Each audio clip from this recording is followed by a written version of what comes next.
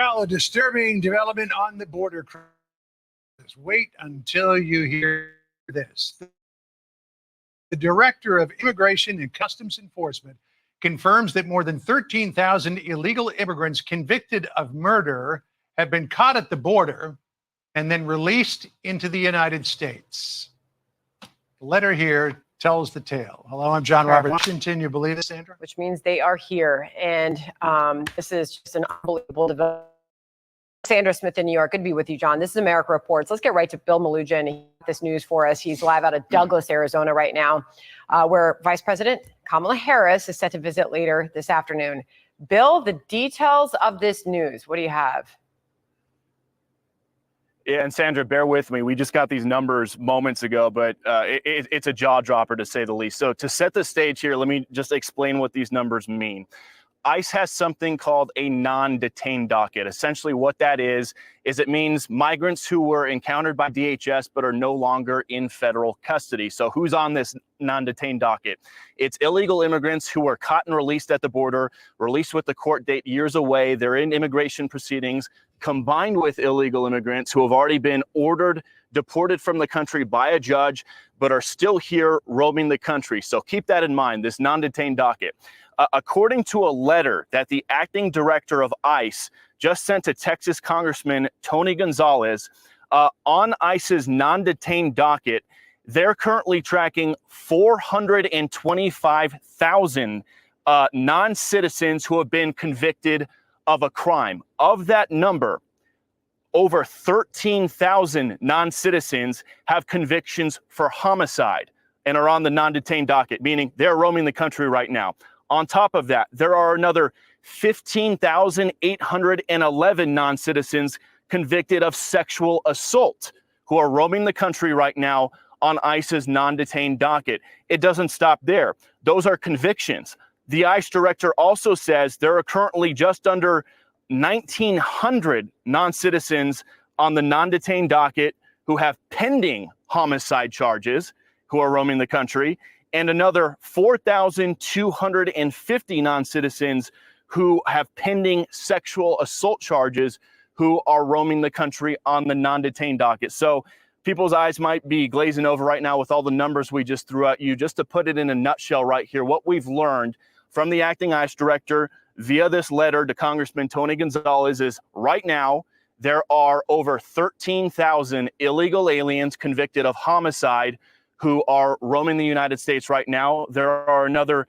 15,811 illegal aliens roaming the country right now who have been convicted of sexual assault, and there are even more who are facing charges for homicide and charges for sexual assault. So this just goes to show, guys, the non-detained docket has exploded under the Biden administration to over, I believe it's 7.3 million.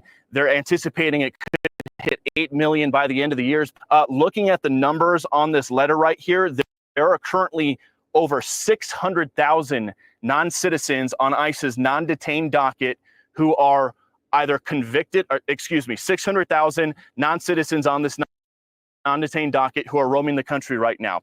Of that, 425,000 have already been, 2,000 are pending crime. Sirius just told you about over 13,000 convicted of homicide, over 15,000 convicted of sexual assault. And honestly, that is not a surprise to hear given these horrible headlines we keep seeing popping up in multiple parts of the country almost every day now of a horrible sexual assault or a murder or another violent felony committed by an illegal alien who is often caught and released from custody. And the jaw dropper here too, guys, is all these numbers we just rattled off, they don't even account for the nearly 2 million gotaways who have crossed our border under the Biden administration. Those almost 2 million gotaways, they were never encountered by DHS. They snuck in, they were never caught by Border Patrol, they were never encountered by ICE.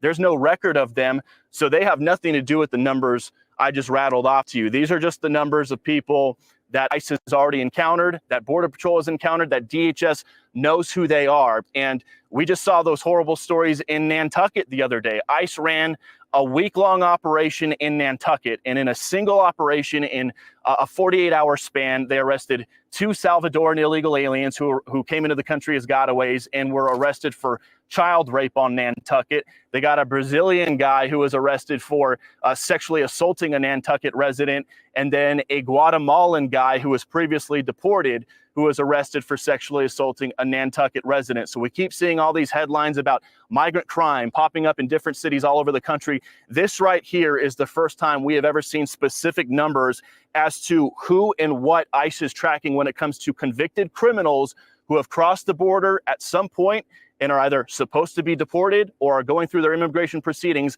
but are not in ICE custody right now and are roaming the country. So I'll ping it back to you guys, but some pretty jaw-dropping numbers that we are still going through as we speak right now. So, Bill, this letter that was sent from the acting director of ICE to Congressman Tony Gonzalez of Texas, it responds to an inquiry that Gonzalez sent him back in March. I just talked to Gonzalez a moment ago, and he's going to be joining us. That he ever heard back at all. But what's interesting is in this letter, the acting director says, quote, ICE recognizes that some jurisdictions are concerned that cooperating with federal immigration officials will erode trust with immigrant communities and make it harder for law enforcement to serve those populations. However, sanctuary policies can end up shielding dangerous criminals who often victimize those same communities. I mean, that would appear to be, from the acting director of ICE, a tacit acknowledgement here that sanctuary policies are endangering the public. 100%. And I talk to a lot of ICE contacts pretty much every single day, and that is their biggest frustration is all over the country, there are these jurisdictions who simply will not cooperate, is arresting child rapists and these horrific sexual assaulters. And these local jurisdictions, ICE will put a detainer on them and basically say, hey, please hold them in custody. We'll send our guys and we'll pick them up.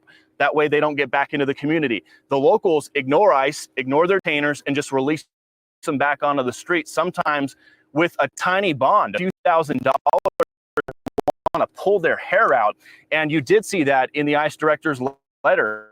It is a not cooperate with us. And when Kamala Harris visits the border today, if she takes any questions, I'm hoping she does. One of the things I'm hoping to ask her is, back in 2019, she campaigned for president as saying she wants to get rid of all ICE detainers, saying they tear families apart. You know, one of the biggest things we hear from ICE is there's this misconception about going after people who are just working and here for a better life. The people they're going after right now are the worst of the worst. We're talking serious felons, murderers, that sort of a thing. And when ICE detainers are not honored and these local jurisdictions just release people back out onto the streets without notifying the feds, it's dangerous for everybody involved. It's dangerous for the local community who might have a sex predator back on their streets. It's dangerous for ICE because instead of having someone just handed over to the jail to them in a secure environment, now ICE has to use their resources to develop intel and try to find this guy and find out where he's going to be, and then use 6, 7, 8, 9, 10 of their officers to go apprehend this guy who could be violent. Maybe they'll fight back. Maybe they won't want to go back into federal custody. So it's dangerous for everybody involved. In these sanctuary jurisdictions, it's going to come to a point here soon. Donald Trump is vowing to end them. I had a phone call with him the other day. I said, well, how are you going to end them? What are you going to do? And he said, well, if it comes down to it, I'm going to strip federal funding away from sanctuary cities. I said, well, how far are you willing to go with that? Will you pull FEMA disaster money from them? He said, yes, I'm willing to do whatever it takes. Stands on sanctuary cities right now. I'd love to ask her that today if she takes any questions. We'll find out later. But her running mate, Tim Walz, has advocated for pushing to have Minnesota become a sanctuary state in the past. So these are questions that Kamala Harris's campaign will have to answer about where she stands on sanctuary jurisdictions, detainers. She pledged to get rid of ICE detainers back in 2019. Mm-hmm. Where does she stand on that now? Has she flip-flopped on that like she has on some of her other border positions? Hopefully we get the chance to ask that, John. All right. Well, we're looking forward to that in the moments ahead. But just to recap the breaking news, more than 13,000 convicted criminals who have been convicted murderers, rather, who crossed the border illegally have been released into the United States. Almost 16,000 convicted of rape and sexual assault. Bill, great reporting. We look forward to what you have to tell us a little bit later on this afternoon. Yo, what up, Doe? It's your man's with the plan. Chilling with the packing the guap. So, brother, keep that paper over there.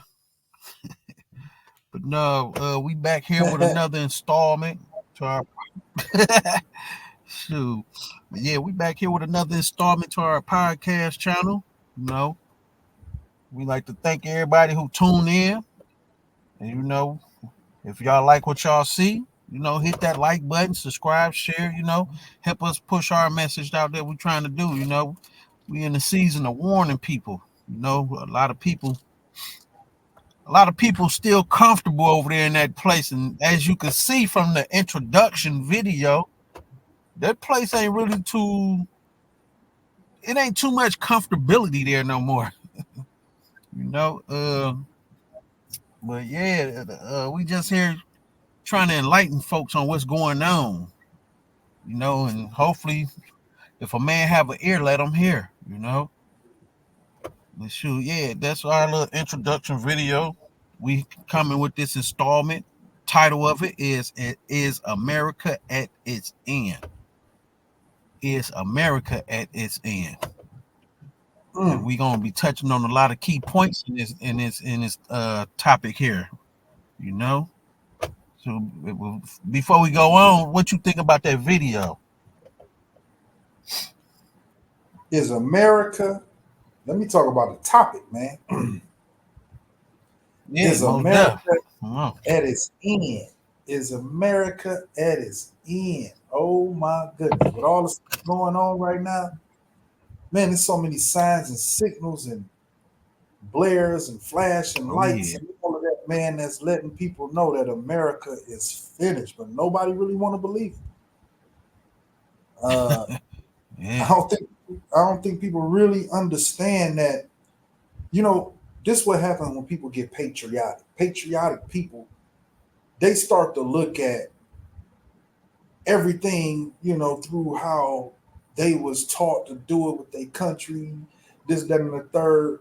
But see, what patriots really don't understand is all great empires eventually come to an end. All of them do. You know, even the great Rome and the great Babylonians and the great Sumerians and the great Egyptians and the great Idumeans and, you know, all of these different empires that existed at one point in time, they all came to an end, you know. But I mean, you know, so that's what I'm thinking when I'm listening to, you know, when I hear the topic or the title, and then I'm listening to the video that you just played right there, and a lot of things come to my mind because the thing is this. The security of the nation of America from watching that video. Now I'm answering your video question. Okay. From watching that video, the security, which was the wall, the southern wall of America, has been compromised. It's been destroyed. So this is showing you if people can seep into your country the way that we just saw, where's the defense? There's no defense. Even with the wall, you have no defense. People got to understand that first and foremost, your country has been destabilized. So watching that video, what you showed me there, I'm not even paying attention to Kamala Harris and Donald Trump and all that. Exactly. We know those people shaking hands. We know they shaking hands behind the scenes. I'm just looking at the totality of what we see. You know. And like you said, the security, because check it out.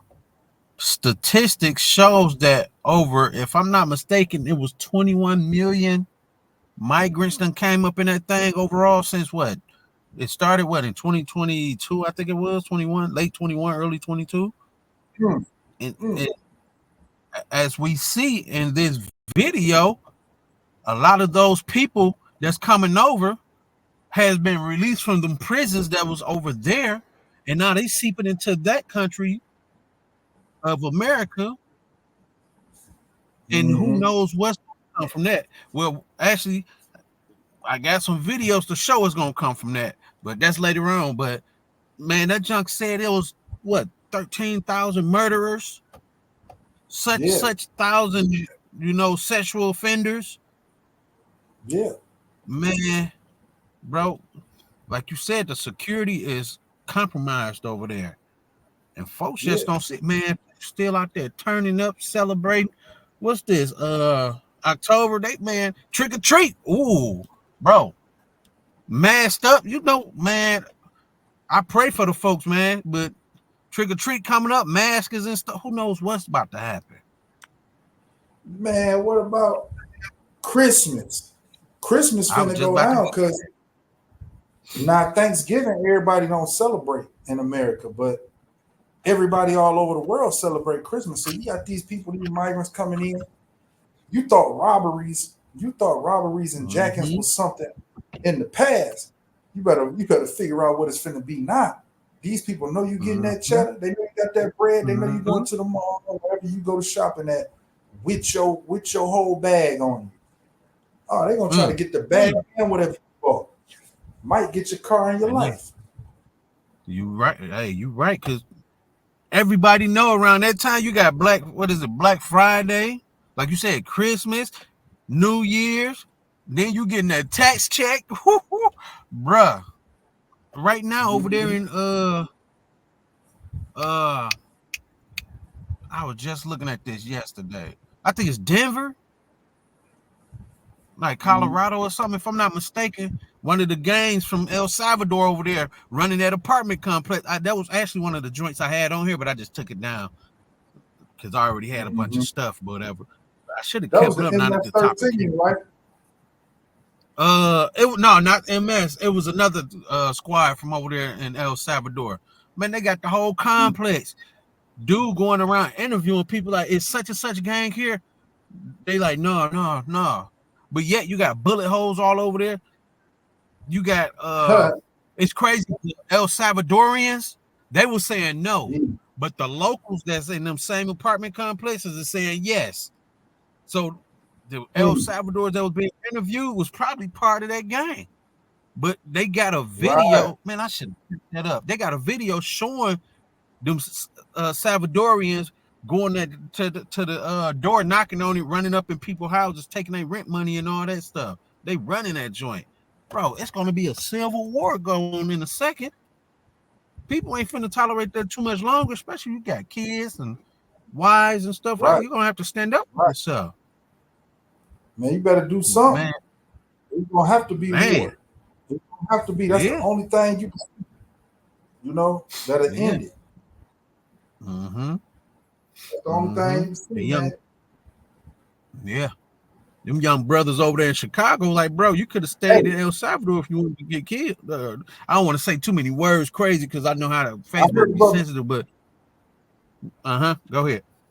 If you want to get deleted, Yeah, exactly. But yeah, you're right. Exactly. Mm-hmm. I heard them brothers saying that too. They say, "Hey man, you should have stayed in." I don't know why you came all the way here from El Salvador to get deleted. Yeah, them little gangbangers ain't finna play that.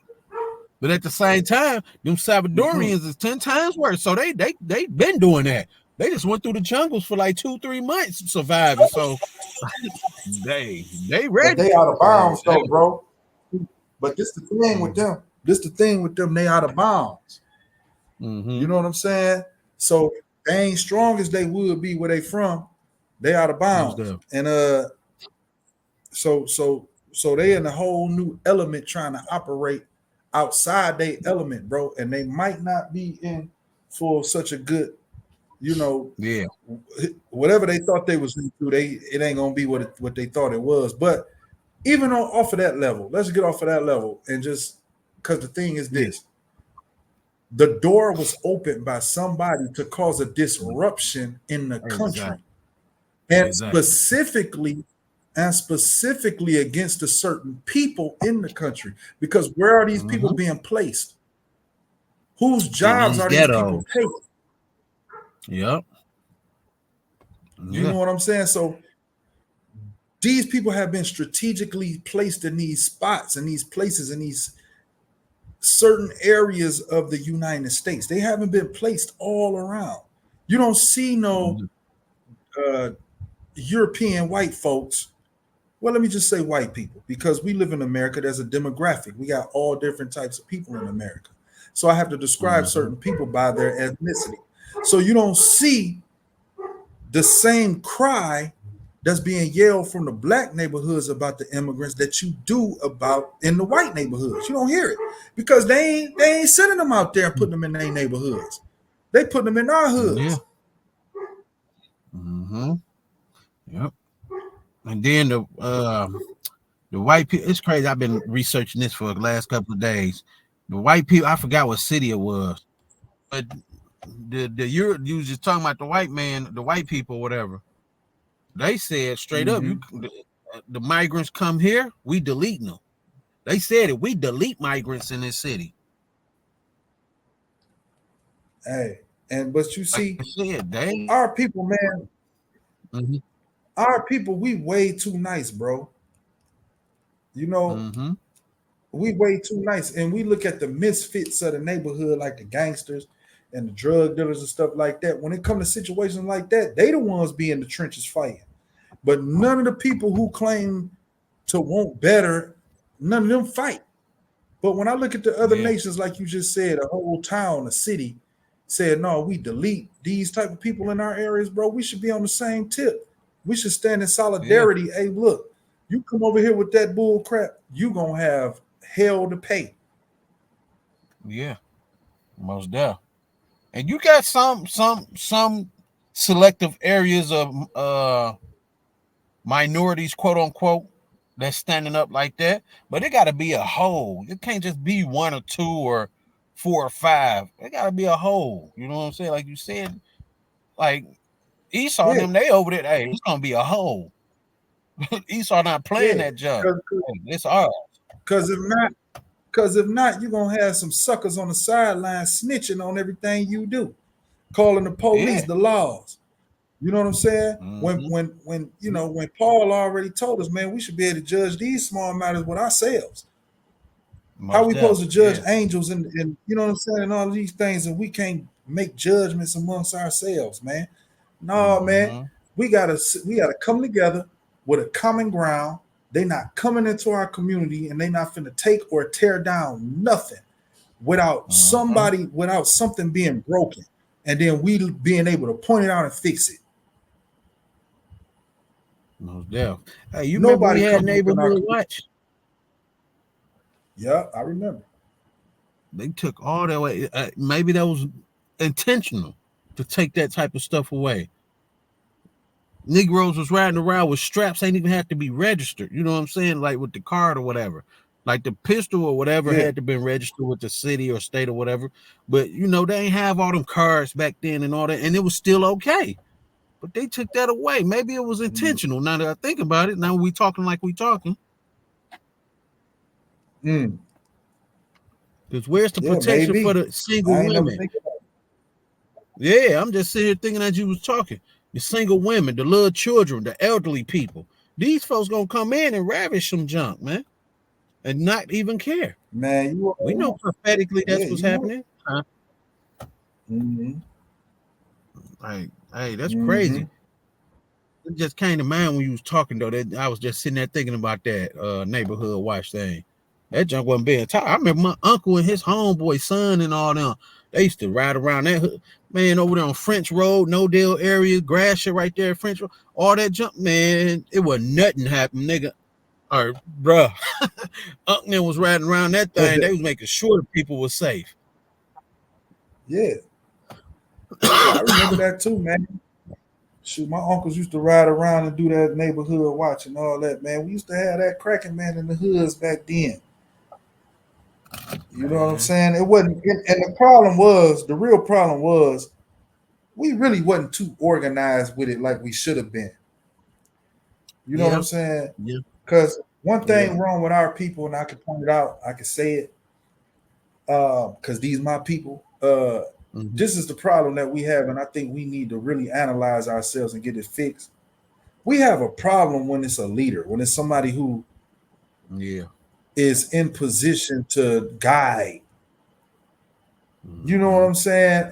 We try to point out everything that they ain't doing the right way instead of the things that they doing correctly.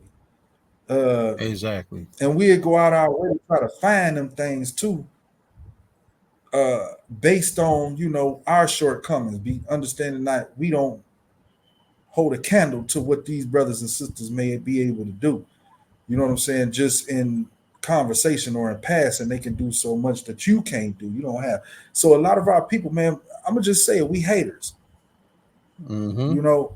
And that's our issue. That's our problem when it comes to really collectively being able to gather, and not just gather, but gather with some sort of order to it, because nobody want to get in order.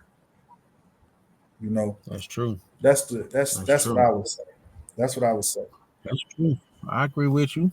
Because the I way think that was back then with that, man, they should have had certain what they call it, chapters or chapels or whatever.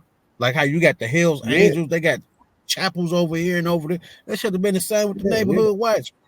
We got the west side part, we got the east side part, southwest. Like you said, man, leadership, man, our people don't like it.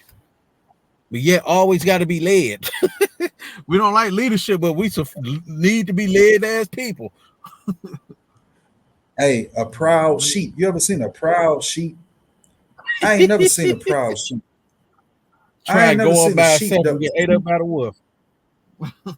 Hey, because for real, it's crazy how the Most High call a sheep though, and I'm saying that.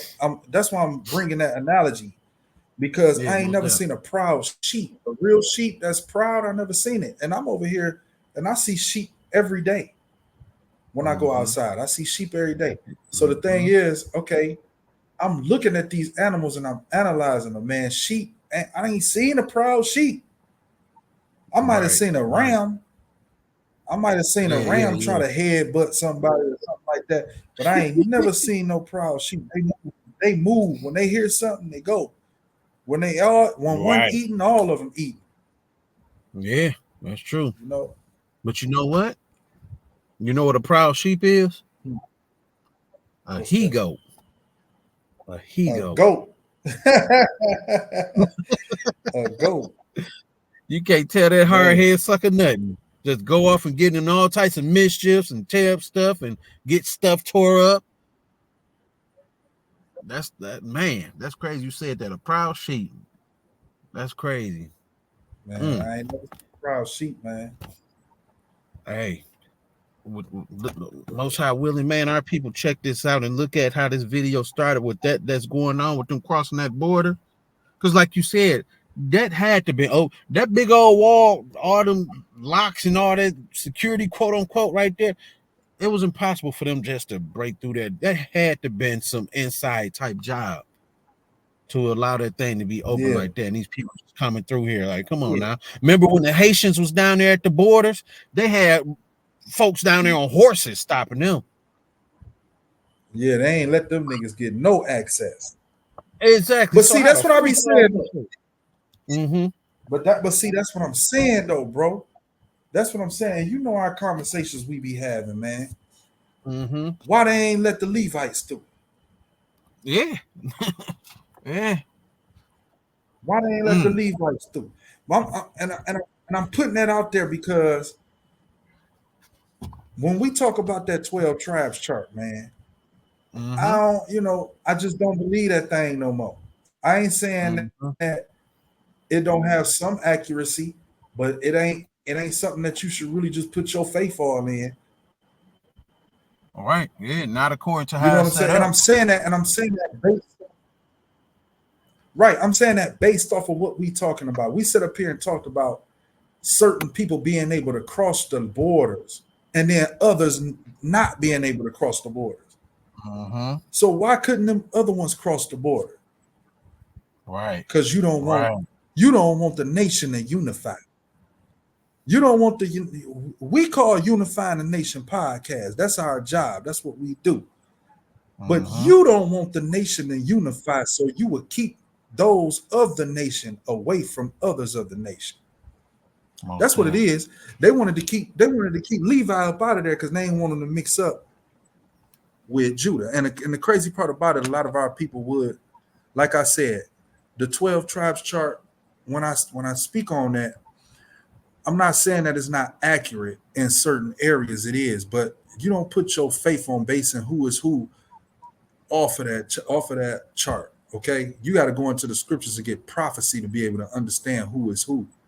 When you go around the world and start looking at these people, it's not gonna come from no dream. It's gonna come from your Exactly. actual getting out and going amongst people in different parts of the world.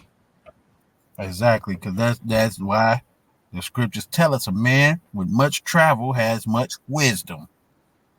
We seeing these things. We out here in a whole nother country mingling with these people, seeing these certain traits, like you say. You go in these prophecies and see these folks, you be like, hold up. I seen you in the scriptures, brother. Hold up. Your people was doing this. So yeah, I feel what you're saying. That's real talk. That's real talk. Yeah.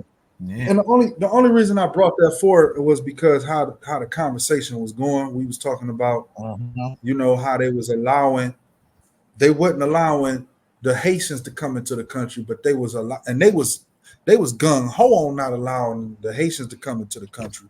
Like you said, they had horses down there, they had guns out there, they had whips out that mud, they had everything out there to keep the Haitians out. Everything, But they allowed them South Americans in. Oh, they allowed them South Americans in by the droves. Oh man, and they ain't coming for peace. 100,000. They ain't coming for peace. Most Yeah, they ain't coming up there for peace. They coming to take over because the majority of them people got nothing to go back to. So this the end of the line for them. They desperate.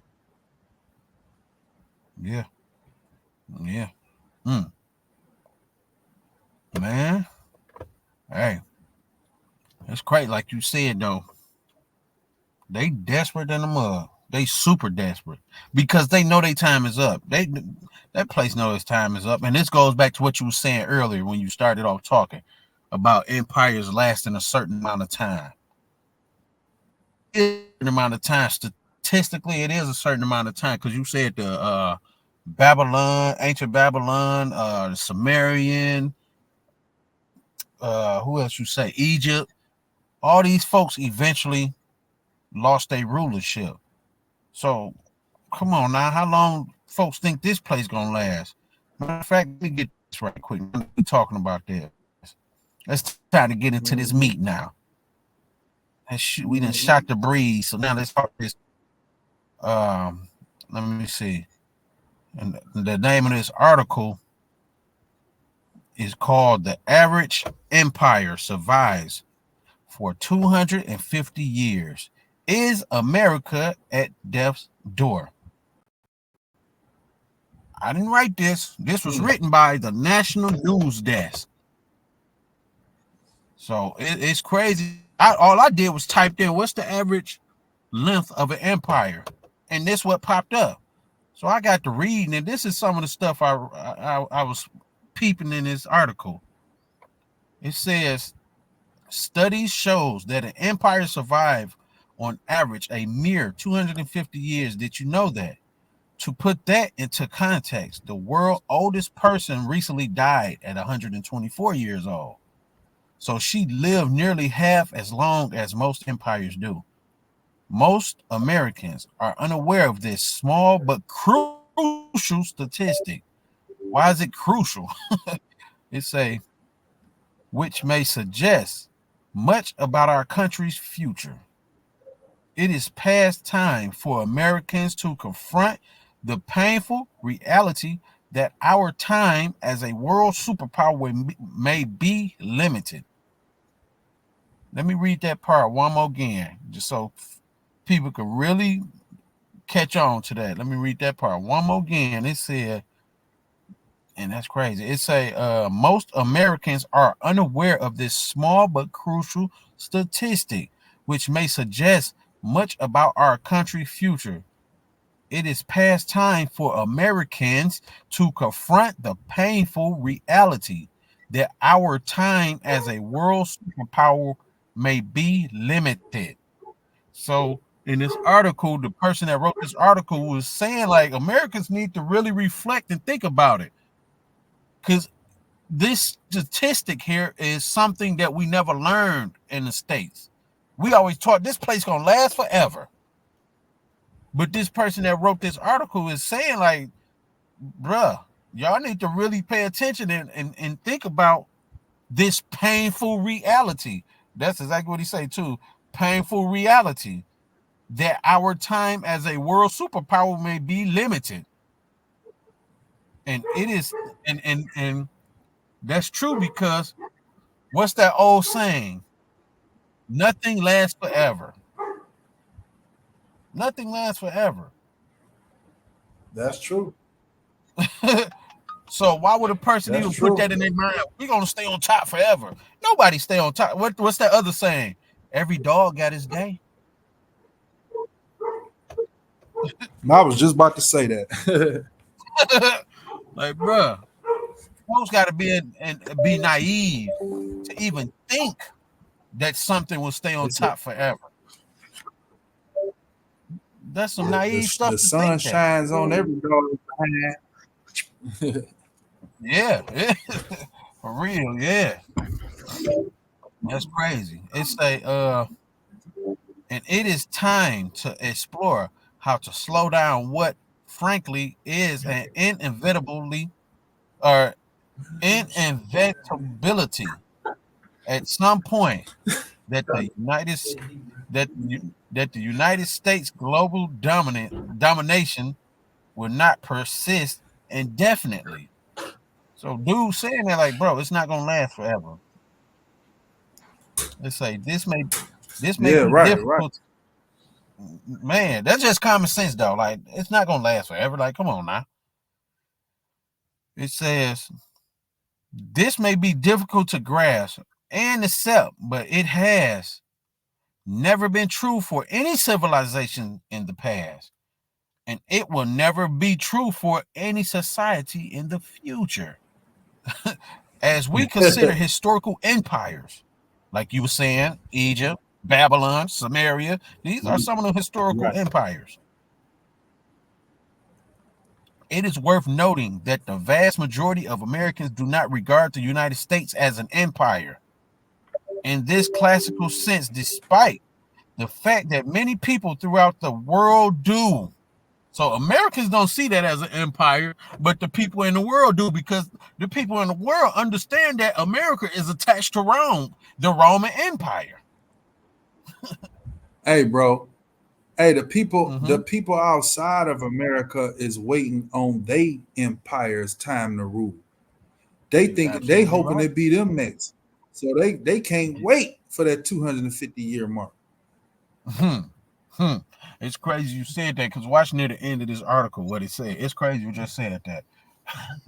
The people outside is waiting for their mark to start. That's real spill.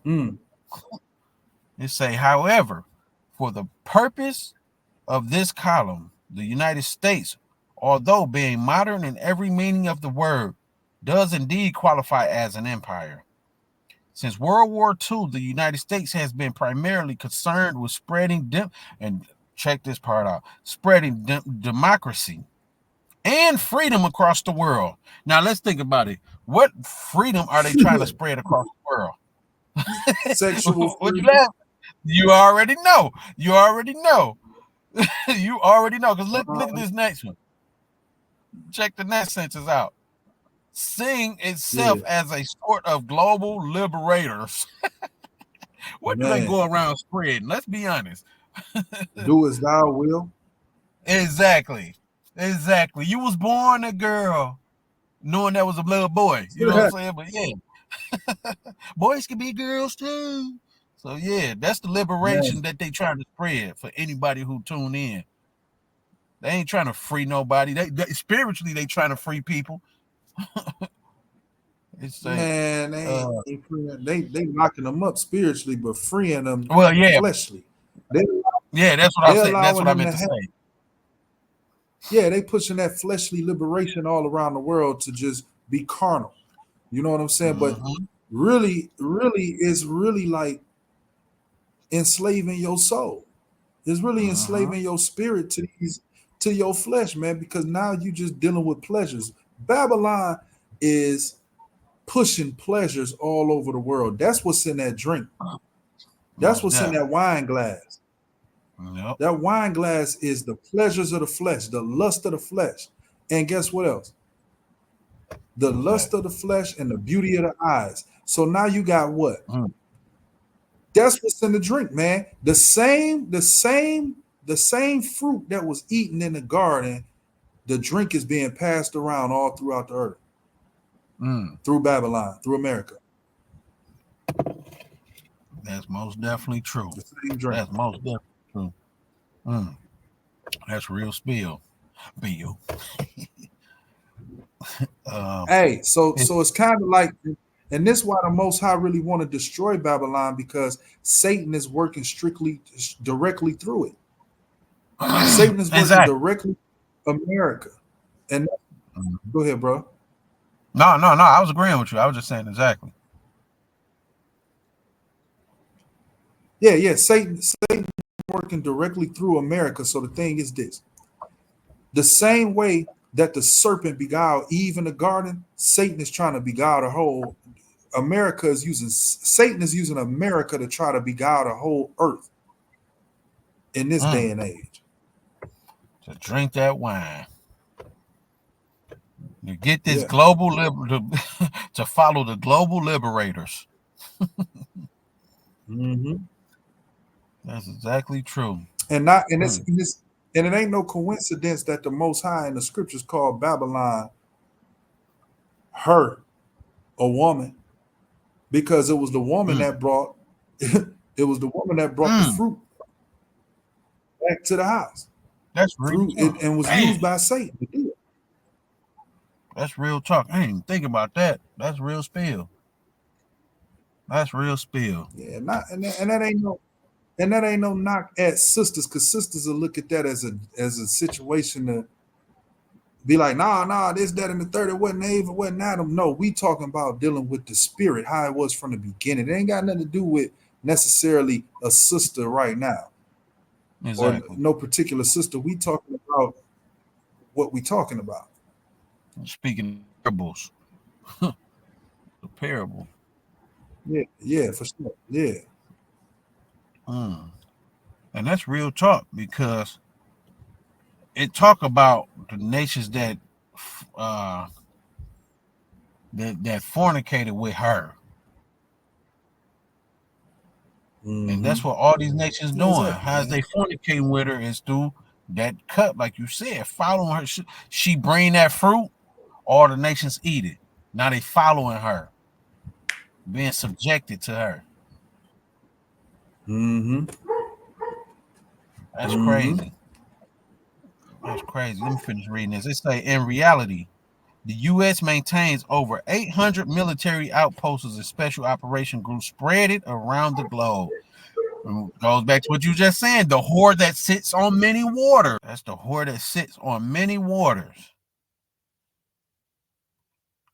It says, this is a critical consideration in determining where the United States belong in the pantheon of former empires, since, like those before it, it has been primarily interested in intending influence and power. This is not something that but rather as a contextual point. However, it is this outreach in the pursuit of continuous power and influence that frequently lead to empires withering, albeit slowly. In 2026, here go the key point right here. In 2026, the United States of America, founded in 1776, will celebrate its 250th anniversary. We are rapidly nearing the 250th anniversary of the fall of most previous civilizations. So, yeah, it's approaching real fast. And it's amazing how everybody keep talking about 2025. This gonna happen. 2025, that's gonna happen. Well, maybe because it's close, nearing the end, that and folks don't even realize it. 2025 is. You got the 2030. You got it, like, bro, you don't know that junk. But the point is, everybody knows 2025 is something hot about it. Bro, hey, it's crazy. It got to be something about the 5th generation or the 6th generation, because it's funny. 250 years, that's 5 jubilees. Yeah. That's 550. You know what I'm saying? You got 5 times 50 will give you 250. Most You know definitely. what I'm saying? So that's 5 jubilees. So it's something about that, man. We got to look into that, man, and see what that, because it ain't no coincidence that all these empires is falling within 250 years. It ain't no coincidence. So we got to look into that 5 jubilees, man. Yeah, most definitely. That do See what that talking about. do make sense. Yeah, that do make sense what you're saying. Yeah. 5 times 50, 250. Most definitely. Yeah. But hey, they're approaching 5 times 50. It says with Hey, right, you know. Hey. So, and people feel it in the air. They just don't know what it is. Folks over there prepared, buying guns up, stocking up on food and waters, bunkers, and stuff to filter water. Like, folks know this stuff. They just don't know what it is. It's coming to the end of that place. That's what it is. And what I tell everybody too, instead of just stocking up. Yeah. Most definitely. And what I tell everybody, instead of stocking up, if you can leave, that's what it is. Leave. Jews and Gentiles alike. Just get it out the way. I don't need to fall with that. The Ox said something the other day. The Ox said some real stuff. I don't know who was it, you or Ted? It was one of y'all. It was somebody said it. I think it was you actually when they say you only fight for what you love. Yeah, for sure. Folks love that whore. Folks love that wine, that cup. So they're gonna fight for that fight joint. you for it. Man, wouldn't they? They'll fight us just for what we saying right now. Like, nigga, y'all tripping. Like, bro, y'all tripping. Like, no, we ain't tripping. Noah, Noah, what? Was warning for what, 120 years? They thought he was crazy. Yep. They thought he was crazy. Yep. Until they start seeing that, hold up. I started feeling that raindrop. They felt that raindrop and they like, hold up. I might want to go see this brother. And that's what's going on right now. Yep. It's our Noah moment, quote unquote. When folks feel that raindrop, they're gonna be looking, but ain't nobody gonna be around to be found, most high willing. Sure. Like, man. Let me finish this out right quick. Yeah. This gonna be the last little few sentences right here. Man. But you know what? I ain't even gonna finish this. Remember, you were just saying other nations on the outside looking to see when they can reign for a second. Yeah. When the paragraphs was talking about Americans don't know this crucial type information, look what he's saying. Yep. Look at this. Perhaps Chinese history and culture. It started talking about the Chinese people.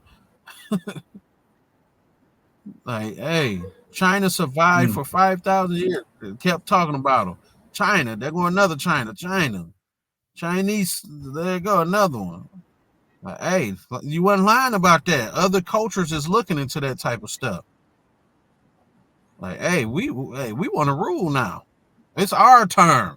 Get her out the way. Yeah, they want to be next, but prophecy, they not next. None of them are next, bro. Oh yeah, for sure. Rome gonna have Rome gonna rule with the beast just for a little hour or A something short like that. Gonna span. have his hour with the beast, and the Most High gonna destroy that thing. You know what I'm saying? But you get China and all these other nations that be thinking they finna rule next. China, you're not finna rule next. You're not gonna have no rule next. You're gonna get a little shine off of really just trying to design yourself after what Babylon was. But once the Most High get to beginning to destroy Babylon, you're gonna get destroyed too because you pattern yourself after it. Exactly. So you'll be destroyed. Rome is next, and Rome is gonna rule as Rome, and they're gonna be understood that this is the Roman Empire before our Lord return. That's what's finna go down. And I'm gonna tell you, you're gonna have brothers and sisters who took heed to the word and they was living their life by faith, and they left out of the land of Babylon, understanding that Babylon was at its end. America was at its end, and they understood it, and they left. And you can hear these brothers, you can hear these sisters right now from afar off, those who have escaped the sword of Babylon. You can hear them brothers, them sisters. Right now, they speaking to you. They telling you to get up out of there.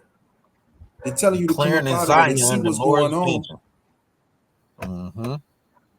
And that's what's going on. Get up out of there, man. It ain't no point in staying there. What you gonna stay there for? What you gonna fight for? You ain't getting nothing over there. Abraham had to tell Terah when Abraham was leaving, the Most High had told him to go into the land of Canaan, right? And Abraham went back to get his daddy and said, "Look, it's time to go." His daddy like, "No, man." And Abraham told his daddy like, "Shoot, the things that the Babylonians is giving you, they're not giving you for your benefit. Exactly. They ain't giving you those things for your benefit. They giving you them things to benefit them. Why? Because that keep you still and keep you building their construct and putting money in their pocket, sending their children to school and putting dinner on their table." Straight up. That's real talk. And it's crazy you said that. The things that they give are not benefiting, right? Remember, it was just talking about, like we say, we don't care about that Donald Trump, Camilla crap, none of that junk. We don't give a damn about none of that junk. But this is just an example of what you just was saying. Remember, just like last week or something, Camilla was trying to offer the black people something, the black man something. Now she see the black man don't want to vote for it. So guess what she's doing now? She's offering the immigrants citizenship if they vote for her. Because they shut the citizenship thing. Bro, I just seen this the other day. They shut the citizenship down, remember, in 2020. When the COVID thing happened, they stopped even taking applications or any of that. So now she's like, "Hey, look, y'all vote for me. We're going to open that boy back up, move y'all up the list, and y'all getting citizenship, basically." They not offering nothing to our people for the benefit of it's all the demise. And that's an example of it. Why would they offer them citizenship like that to vote? Like, that's crazy, bro. That's good you said that, man. That junk is all our demise, the stuff that they offer. Crazy. We give y'all the stimulus check. Yeah. We give y'all child kabang. Yeah, most definitely. Gift destroy of the heart. Most definitely. We give y'all stimulus. It destroyed a mind. It destroyed a mind. Even when you think about kids. Think about this, bro, Mike. When it be with the kids, you raise your kids, right? Now, if they don't deserve something, you don't give them a gift. You don't give them a reward, right? So the thing is, okay, your kids don't deserve it. Why give them a reward? Because if you give them a reward, what are you doing to them? You destroying their mind. You destroying their mind. So somebody who care about you ain't gonna give you a gift when they see you dysfunctional. When they see you operating wrong, they're not gonna give you a gift like awarding you for your dysfunction. So if Babylon or America, like we saying, is willing to give you a stimulus package and all of these certain things, understanding that you haven't been repaired. There's no reparations that are going forth to repair you. They see you still broken. and they trying to give you a gift, they really just trying to destroy your mind. Mhm. It's really about getting the mind. It's really like the pimp game. You're really getting pimped. You getting your mind taken and your body destroyed. Most definitely. And if you get out of line, they're That's gonna what's going slap on. you around. Hey, yeah, If you get out of because they got the they 13th. go, Yeah, that's man, right. Because they got the 13th Amendment. They got the 13th Amendment that never abolished slavery. Slavery was never abolished. Most It was definitely. just turned into the prison system. So yeah, they got something to Most slap definitely. your behind around with if you don't want to do or buckle down to what they got you buckling down to. Yep. Yep. That's why it's good just to get up out the way, dog. It ain't worth it. Let that junk go. Love not the world nor the things that's in it, because if you love the world, the love of the Father is not in you. All those who say, I love Jesus, I love God, then let this junk go. It's not worth it. Most definitely let that place go. Sure, come up out of her. With the whole world out here to survive on. Like you say, live Hey, by faith. And bro. even if you, what's that? Hey, bro. Huh? How you gonna tell me to leave America? And I just got this good job, bro. I got this great job, bro. I'm making 60, 70, $80,000 a year, man. I got a brand new car. I got a house I'm paying on. I got kids I'm sending to school. I got my woman out here. I got this retirement I'm trying to build up. I got all this going on, bro. You want me to give all this up and then just go because you think this gonna happen? And you know how I reply to that? What's I up? don't want you to go because I think something. I just tell you, I could just tell a person my experience. Because like you said, got the good job, nice fancy house and cars, and my woman, this, that is. Man, these Negroes can get off their doggone high horse with that crap. Shoot, I was working at Chrysler, making 32 an hour. It can't get no better than that. Well, it can, but you know, for folks like us, that's cold. And I let all that junk go. The house, the cars, the good job.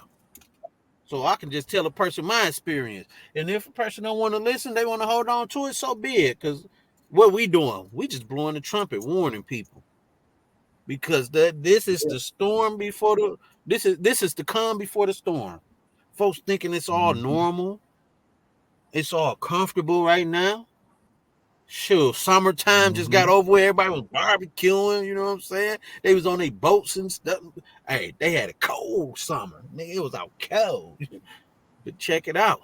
Yeah. It's a cold winter too. It's a cold winter. Mhm. Sure. Hey, Folks better get off their high and horse. brothers gonna start understanding this. He who seeks to save his life shall lose it. Shall So you lose go it. ahead and continue to seek. Go ahead and continue to seek out the riches of the world and stuff like that, understanding that this place is coming to an end, man. All the signs point to the final leg and hour of Babylon, aka America. All the signs point to it. But you ignoring all the signs, it's like them movies, man. When you be watching cartoons or a movie, and then they be on the freeway doing a high speed chase or something, and then the road fork off, and then you see all the caution signs, all the caution and construction signs, and then you know the bridge give out, and ain't no more bridge up there. It's the same thing going on with these people in their mind. They thinking like, man, all right, we got time, we got this going on, we got that going on, and you really ignoring all the signs until ain't no more road no more, and you gotta fall. You gotta fall with it. Oh, damn. You know, so hey, this is like my brother said, man. It's just a blowing of the trumpet. It's just getting people together. And we also have a detailed lesson that we're gonna go into concerning where you should go. Where should you go when it's time to leave America? We're gonna do that this Sabbath coming up. Where should you go? because we got a definitive answer. Nobody's been giving nobody definitive answers where we going when we leave America. But we gonna, if it be the Father's will, we gonna bring that out. Where will we go? Where do we go? Where do we go? We're gonna bring that out, man, because that's something that's really needed for brothers and sisters to be comforted. And we're gonna do it through the scriptures, because we're not the comforter. The word is the comforter. It's gonna be the Holy Spirit that's gonna bring forth the understanding if it be the Father's will, and you'll be comforted in this time and understand exactly what you need to do and where you need to go in faith. Yeah. And I'm glad you said that, because I actually meant to say that in the introduction of this video. I'm glad you said that. But yeah, you said something about Rome. Excuse me. You said something about Rome, you know, after the fall of Babylon the Great. Rome gonna want their power back. Yeah. But a lot of people don't understand that Rome fell before already. Exactly. So Rome been had issues for a long time. So what I'm gonna do, I'm gonna get a little historical standpoint on this just to try and compare from ancient to modern day Babylon, just to show some traits. See, we building up to the meat, because we gonna show some traits of this stuff. So when people really go back and see this, they're gonna be like, hold up, that kind of makes sense right there. So what I got here is an article called Fall of Western Roman Empire. You know, because like I say, we show some traits of ancient Rome to modern day Babylon. Because like the article you just reading was saying, a lot of people don't believe that America is an empire. And yes, America is an empire because they come up under the Roman Empire. They the little horn that sprouted out. So it's only a matter of time for that place to even live that long. So we, like I say, let me get some of this. And it's gonna be some serious punchlines in this joker right here. Let me start off with the first sentence here. It say, the fall of Western Roman Empire, also called the fall of the Roman Empire or the fall of Rome, was the loss of central political control in the Western Roman Empire, a process in which the empire failed to enforce its rules, and its vast territory was divided among several successors. Hold on, let me pause. Let me quiet down this phone. That thing just messed me up. Let me mute this phone right quick. Okay, it say a vast territory was divided among several successor polities. It say the Roman Empire lost the strength that had allowed it to exercise effective control over its western province. Modern historians posit factors including the effectiveness and number of the army, the health and number of the Roman population, the strength of the economy, the competence of the emperor, the eternal struggles for power, the religious changes of the period, and the efficiency of the civil administrations. Increasing pressure from invading people outside Rome culture also contribute greatly to the collapse. They say it said increasing pressure from invading peoples outside Rome culture also contribute greatly to its collapse. Climatic changes in both endemic and epidemic. That sound familiar? What's an endemic? An infection is said to be endemic in a specific population or populated place when that infection is constantly present or maintained at a baseline level without extra infections being brought into the group as a result of travels or similar means. So that's an endemic. Now, what's an epidemic? We all should know what an epidemic is. We just went through one, quote unquote, 2020. But let's get it. It said an epidemic is the rapid spread of disease to a large number of hosts in a given population within a short period of time. For example, China. For example,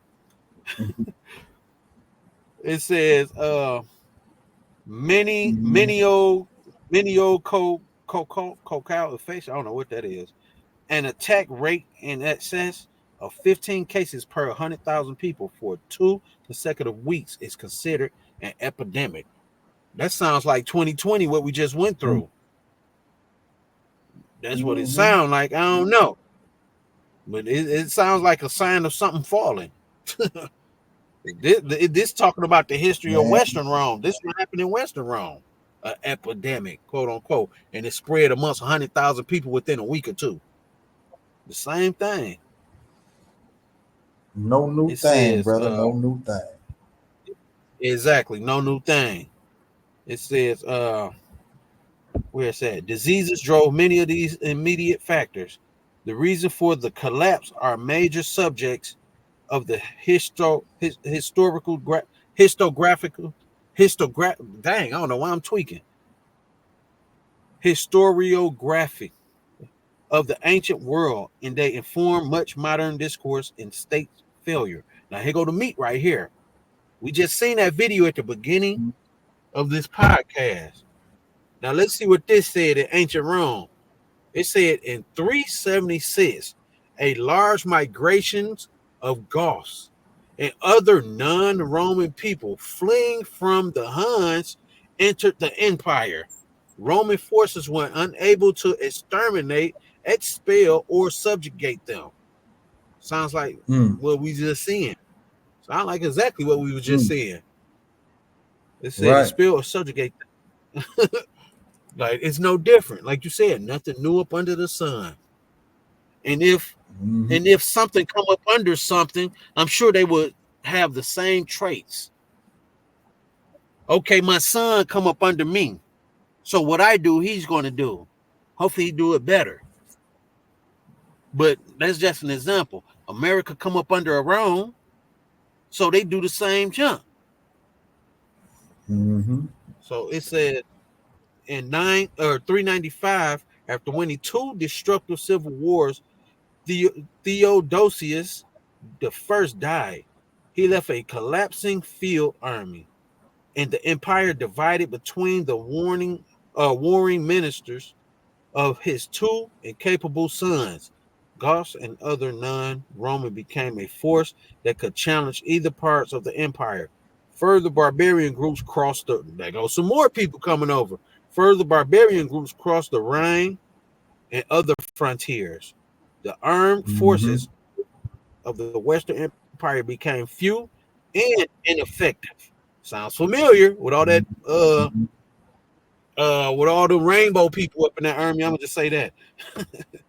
They ineffective. It said few and ineffective. And despite brief recoveries under able leaders, central rules were never again effectively consolidated.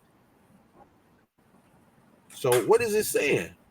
That place failed because, for one, they start having all these issues with their politics. And then their armies was weakened. And then what else? They start having quote unquote climatic changes, whatever the heck that is, even though we done heard that quite a few times recently. And then what else? They had endemics. And then they had epidemics. And then now their borders was open and all these other people started coming in. Like, it's no different, bro. It's the same exact thing as what we seen earlier, as well as what we lived in 2020 and other years and days or whatever. It's the same thing. Yeah. It's the same exact thing. When Satan want to sabotage his kingdom, he just go ahead and put a plug on it. Yeah, He pulled a plug. He pulled a plug the same way every time. every time. Every time. That's crazy. Mm-hmm. Anybody want to read that though, man? Y'all can finish reading. I just wanted to get that main part. This the fall of Western Rome Empire. That's all I want to get on that though. But yeah, I just went there to show that that ancient Rome have the same. Well, let me say this: modern day Rome or America or Babylon, whatever everybody want to call it, have the same traits as this ancient Rome. It has the same thing going on, like it was saying, the epidemics, the migration issue, political issues. It's the same dang on thing. Like if folks don't see us falling, I don't know what the heck. Mm-hmm. It's the exact same thing. Sure. Man, I pray Most High willing, like for real. I pray Most High willing, like people really sit here and listen to this instead of skipping through because ain't no weird stuff going on in our videos or ain't all this bull crap flashing women or money and all that. Like, man, forget all that. It's time to learn and get some meat in our system. Man, I pray Most High willing some people come in and really check this out. At least the people that it need to touch. Like Brother Abdul said, it touched those who it need to touch. I pray that it reach out to them at least. Because, man, that's some serious information right there. Like, folks really don't see that. Mm-hmm. And it's Like, prophetic. man. And it's prophetic. And that's why it will reach those that it's supposed to reach, because the Most High say his word don't come back void. So, and it's prophetic. Like a lot of people don't understand how prophetic it is. Babylon the Great is fallen and has become the habitation of devils and every unclean bird and every foul spirit. Babylon the Great is finished. And if you can't look at that place and see the immorality there, listen, I don't know what to tell you. I don't know what to tell you. Yeah. They try to tell you when you tell them come out of her, my people, right? They'll look at you and say, "Oh, well, that's talking about spiritually." What? What? Man. Spiritually come out of her? Spiritually? Wait a minute. Wait. Who gave you that interpretation? Man. Who gave you that interpretation? I don't even want to read. It ain't even got to be the rest of the verse even quoted. If somebody say, "Get up out of there," who sit back and says, I know they said get up out of there, but it got to be something more deeper behind it. What? Could it be the spirit? Man, it say come out of her, my people. Simple. Leave. That's what it say. That's all it's saying. That you be not It ain't saying. That you be not partaker in her sins, and that you receive not of her plagues. All right. Right. But I come to the fact, like, even those who quote unquote claim to be woke or in the truth or whatever, I come to the fact, like, I'm not the Most High, I'm not Christ, I'm none of that. But I realize, like, a lot of them just not gonna do it. A lot of them is scared, really don't have the faith that they claim to be having, or don't have the wokeness that they claim to be. Man, folks just into some stuff just because they think that's the trend. It's only a remnant that's gonna do this jump for real. Only 2/3 gonna make it, like the scripture was talking about. So I come to the fact, like, a lot of this stuff that we putting out is really for those who truly trying to do what the Most High said and truly trying to unify. Like the Ox said, our podcast is called Unifying the Nation Podcast. Everything we speak about is about uniting as a whole, not as a certain group or a certain church or a certain clique or camp. Man, it's as a whole, because that's the only way we're gonna make it through this, if we can come together, use our resources with one another, love one another. Because a lot of them folks, like I was just saying, and I was thinking about the scripture earlier, forever learning, never coming to the knowledge of the truth. The scriptures tell us that love is the truth. So all these folks talking about they woke and all this stuff, but ain't got no love for their brother, you not in the truth. You can't even love your brother to hear him out and sit down with him and try and come with a plan to help each one of our families out. Like, man, it's so crazy, man. We living in these last days, and all our people know that stuff, but they still on that old dumb junk. Come out the white man and da da da da and what name you calling on and all this crazy stuff. Like, dog, man, we passed that jump, man. We no longer babes tossed to and fro from every wind of doctrine. Man, it's time to be full-grown man in this thing. It's time to be full-grown man, because like I said, I come to the fact, like, man, a lot of people just ain't gonna do it. Folks are scared. They want somebody to hold their hand. Goes back to what you just said earlier, too. Sheeples. Folks are sheeples. I need somebody to hold my hand across this street. We are babes. And that's not no boast. I'm not trying to sound proud of nothing. That's more irritation. Yeah. Hey, but then when that brother that helped him across the street, get him across the street, then they gonna pop their collar and say, man, get off me, nigga. I got this. I made I this. did. I've been had it. Yeah. You know what I'm saying? Hey, that's our people, bro. They'll step on you if you give them a hand and then act like you never existed. You didn't have nothing to do with the success of them. And I ain't trying to say nobody deserves no credit, but what I'm saying is, why not be humble? Where's the humility amongst our people? You know what I'm saying? Yeah. What the humility at? What the big ups to your brother? What you know what I'm saying? What exhorting one another? Why we don't have no exhortations for one another, man? We can't give each other a compliment. You know what I'm saying? Like, hey, I appreciate that. Look out, bro. You looked out for me, man. At that point, I needed you, my dog. Thank you. That's all you got to do. What's wrong with that? Instead of getting out here, like my man said, you want somebody to take your hand and take you across the street, but then when they do it, you got all the vulgarities to spit at them. You know what I'm saying? That's our people, man. We out of pocket, man.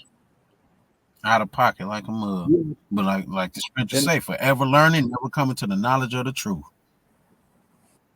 You don't have no love. And our greatest captivity is of ourselves, bro. Our greatest captivity is our ignorance. Our ignorance is our greatest captivity, bro. We don't know. We don't know nothing, bro. And we sit up here and act as though we did. So you ain't did nothing. You needed help, man. We all, and it ain't nothing wrong with needing help. We all need help. You know what I'm saying? It ain't nothing wrong with it. But the thing is, acknowledge the help. Yeah, most definitely. Acknowledge the help, man. Come on now. Don't be proud like that. But that's why so many people gonna miss that. Yeah, but see, the thing is that encouragement right there, what that does is encourage a brother and sister and let them understand that they're on the right track. And that allows them to be happy in the work that they doing, helping folks, and they're gonna continue to help folks who doing whatever they do, you know, whatever talent they have to add to the, you know, to the body or whatever, they're gonna continue to do what they doing, understanding that it's not going unappreciated.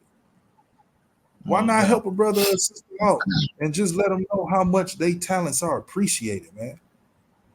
I know, and I know I don't went off. My bad, bro. I know I don't went off of the topic a little bit, but I just wanted to bring that forth. But my bad. Yeah. No, that's real talk. Because like I said before you started, like this ain't no proud thing. Like we better than nobody. It's just irritation because the times that we living in and our people still on that old same dumb junk. And that's just what it is. Our people do some dumb junk. We see death death right in front of us, but we'll run directly into it instead of going the other way and then telling our brother, no, don't go that way. It's a situation right there. They'd rather say themselves, hey, I don't know that nigga. Ain't that what they say?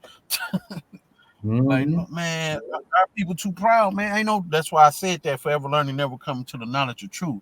Like the scriptures say, love is the truth.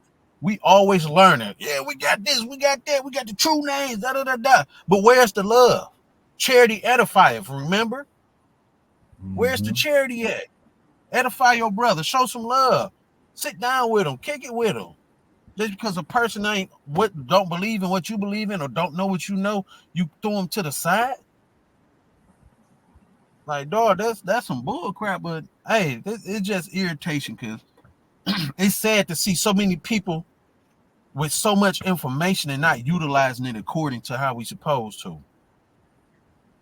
The Most High didn't give us this for the man. The Most High gave us this information to be a step ahead of this stuff, so we can stay ahead of this stuff, to preserve our families and our babies, to reach out to the lost sheep, to get the Gentiles as like and all that. Like, man, that's what this for. But shoot, we can't even come together to agree that we all believe in Christ without an argument. What name you call first? Did he wear fringes? Did he have a beard? Like, man, that old stupid junk. Like, man, but hey, it is what it is. Yeah, we can get back to the topic, though. That was just a little venting right there. Man. Man, we too That deep in stuff the be game for necessary. that. Yeah, for sure. Because, like I say, throughout that though, our people gonna miss the mark and not even notice what's really going on. Like I say, it's people in this walk who think they know something or who think they woke and really don't even see it. It's at the front door. They still sitting there going to Las Vegas and partying and going to the Super Bowl and college and all that stuff. Be the main one talking about, don't give it to me. But I shouldn't have did that, but that's just an example. Like, for real, that's really an example. And man, I promise it's just an example because folks saying all that junk and be the main ones indulging in it. Folks at college, at the Super Bowl. Ain't nothing wrong with having fun, but bro, we done had enough fun in that joint. Like, dog, it's at the point like, dog. Huh? I was about to say it's time to be making your way out of there, but man, it's time to be out of there. If not out of there, getting out of there. Exactly. See, this right here is the mark that they missing because they still too busy arguing over some bull junk, or you got these Pan-African Negroes who think they know everything but ain't even over here with the people who you claim to be and all that. Like, they missing a societal collapse happening right in front of our eyes, but nobody is seeing it. One would ask, what's a societal collapse? Well, societal collapse or a system collapse is the failure of a complex human society characterized by the loss of cultural identity and of social complexity. As an adaptive system, the downfall of government and the rise of violence. Ain't that? Hey, sounds familiar? Possible cause. Now check this out, bro, because the meat is about to come out right now. Check this out. It said possible cause of a societal collapse includes natural catastrophes, war. What's going on now? What are we hearing about right now in the news? Pestilence. Yeah. Famine. Economic collapse. We already know that's going on right now to this day in that place. Economic collapse. The dollar ain't worth nothing. Man, it's at the point folks almost ready to wipe their butt with the dollar. Look at this. Population decline. What happened in 2020? Or overshoot. A lot of people. Check this one out. And a lot of people died. Yeah, a lot of people died. Population decline. Now here it go again. Why this keep popping up? Mass migration. How's the societal collapse? What is societal collapse? Mass migration. Look, here go the next one right here. Go ahead.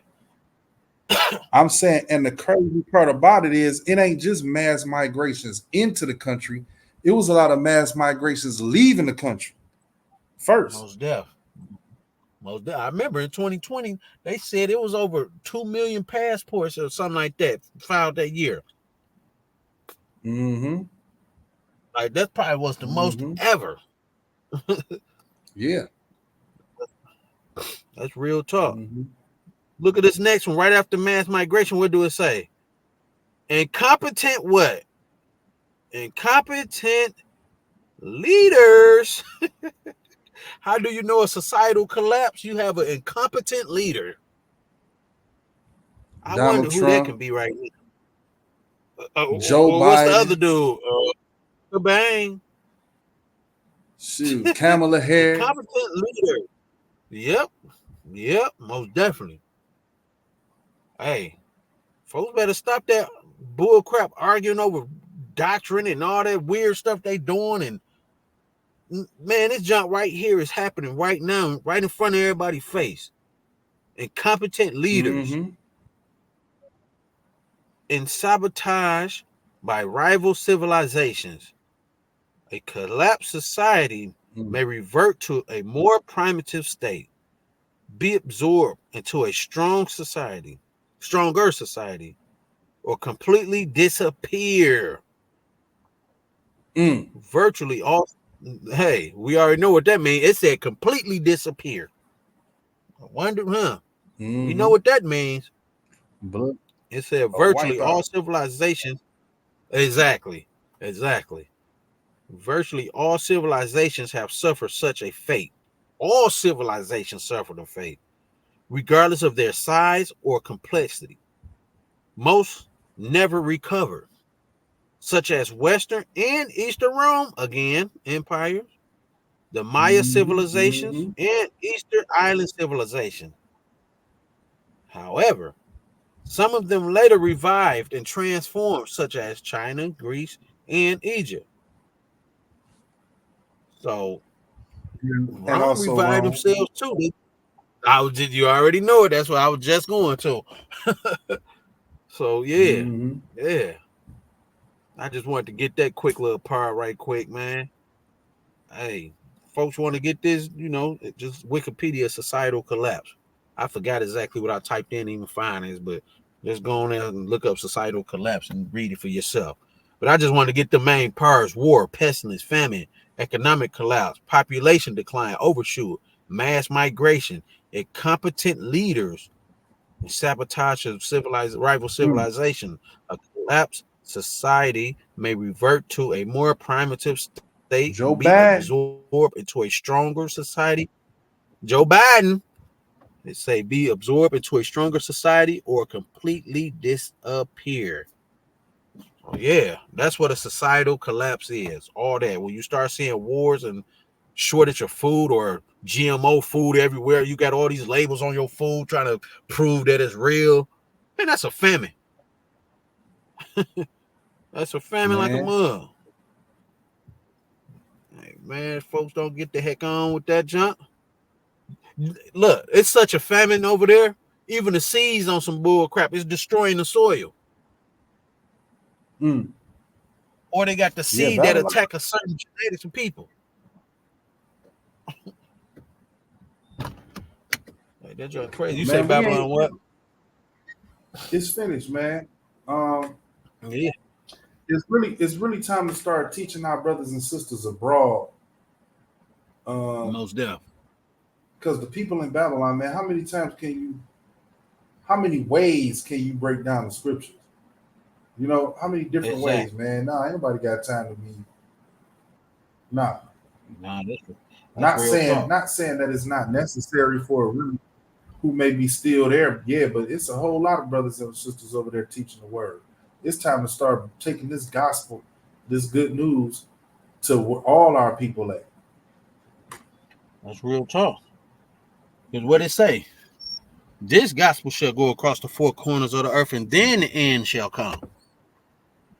So that's what we got to do. Is like you said, it's time to go abroad with this stuff. Well, we already abroad, but it's time to reach out to the folks in these same areas and just like, look, this was happening. It's like you said earlier in the scripture you brought out. I think that's in Jeremiah.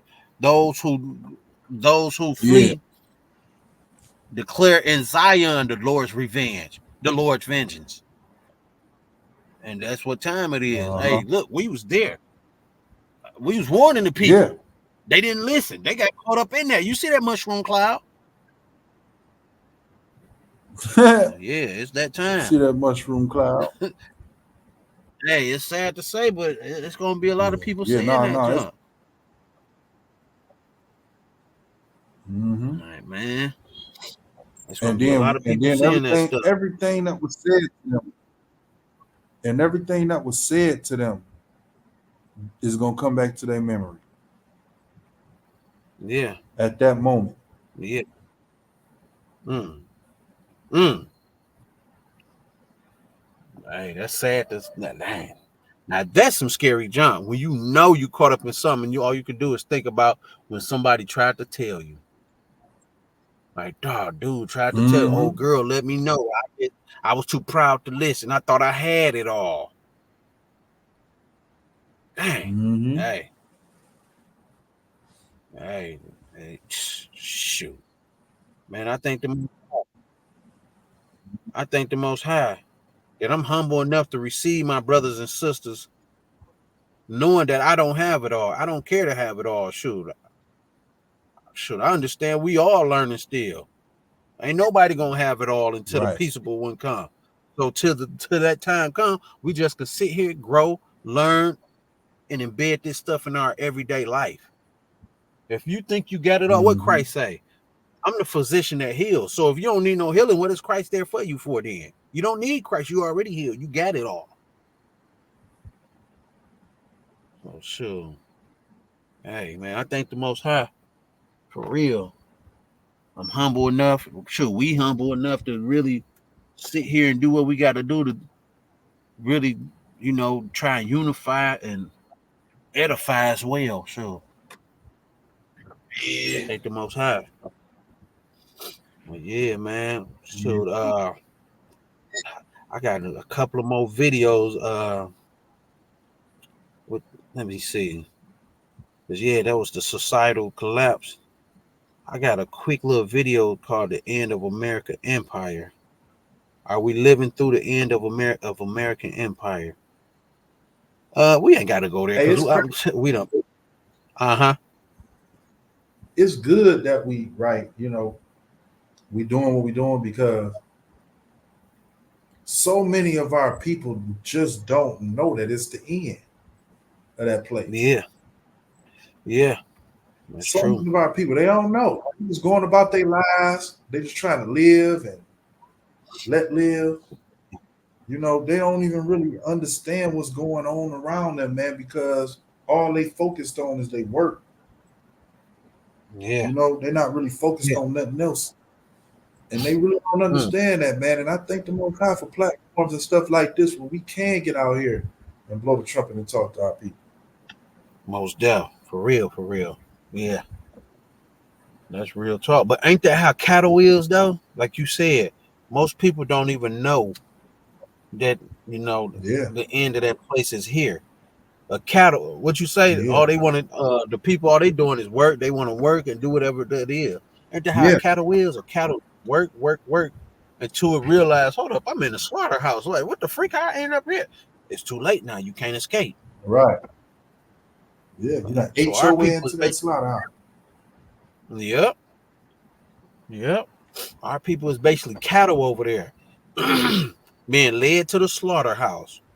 And the main ones that's leading them to the slaughterhouse is the so-called leaders, because they could be teaching them that stuff and telling them certain stuff. And a lot of them leaders know this jump from Islam to the Israelite thing to the Christianity thing. Man, I knew about the end of the world when I was in the Christian church, and this was back in the late 80s, early 90s. So they know this stuff. Why the freak they ain't teaching the people that? So tune in, Most High willing, y'all tune in this Sabbath and y'all gonna find out why they not teaching that. Hey, if it be the Father's will. Yeah, Most High willing, man, because folks need to understand, well, if the world is, why we ain't never learned this? Most High willing, this Sabbath, folks tune in, you will figure out, or you will find out why they not teaching this.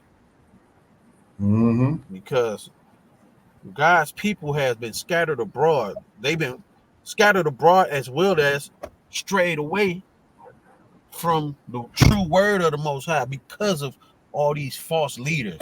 Our people done heard so much stuff. I remember I was talking to a girl at work about end days or whatever. The first thing she said was, "Man, we've been hearing about the end days forever. That stuff not true with that whoop-de-whoop. Is it her fault?"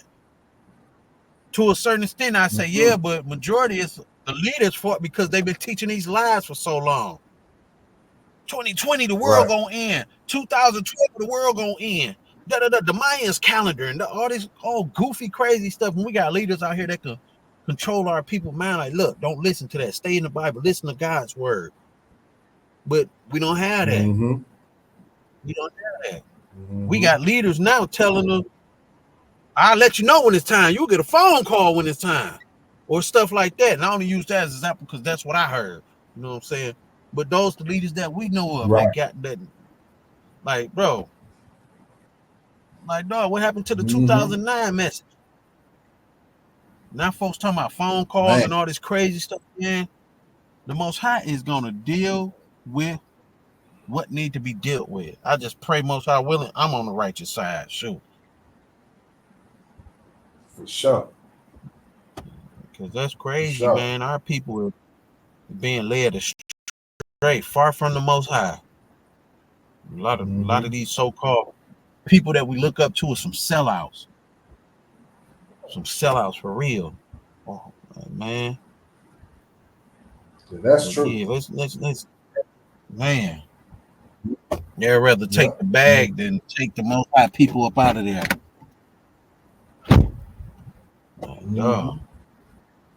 Teach that stuff, man. That's your job. What Ezekiel say? Blow the trumpet, warn the people, or that blood gonna be on your hand. So that's what we doing. We warning the people because we don't need no more blood on our hand than what it is already.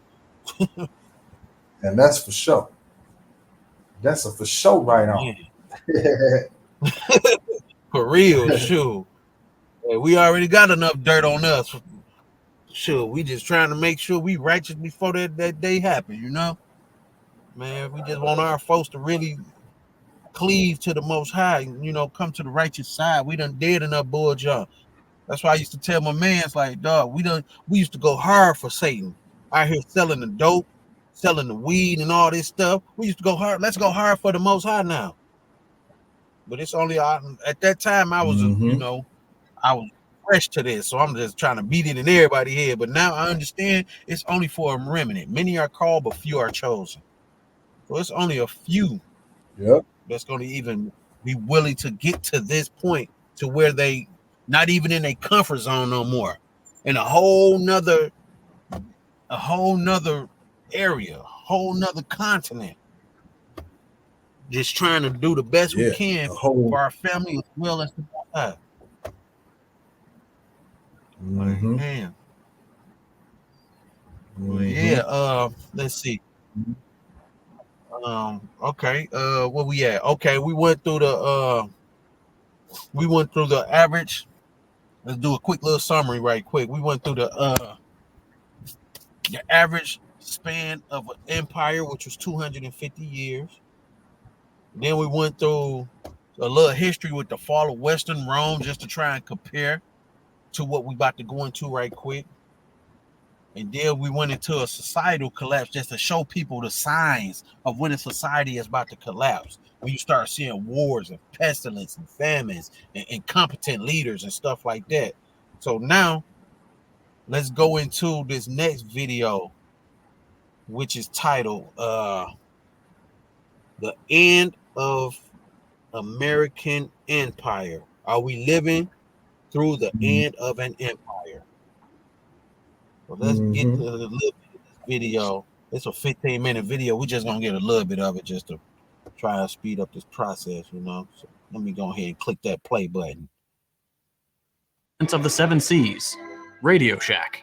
All of these and more have become the stuff of legend, each with their own stories of success, expansion, and ultimately collapse, unable to bear the weight of their inherent contradictions. But are all empires destined to meet this fate? And the question on everyone's mind, probably because it's the title of this video, are we living through the end of an empire? In this episode, we'll take a look at the precarious position of the United States and consider some historic parallels to assess whether the US is really in decline.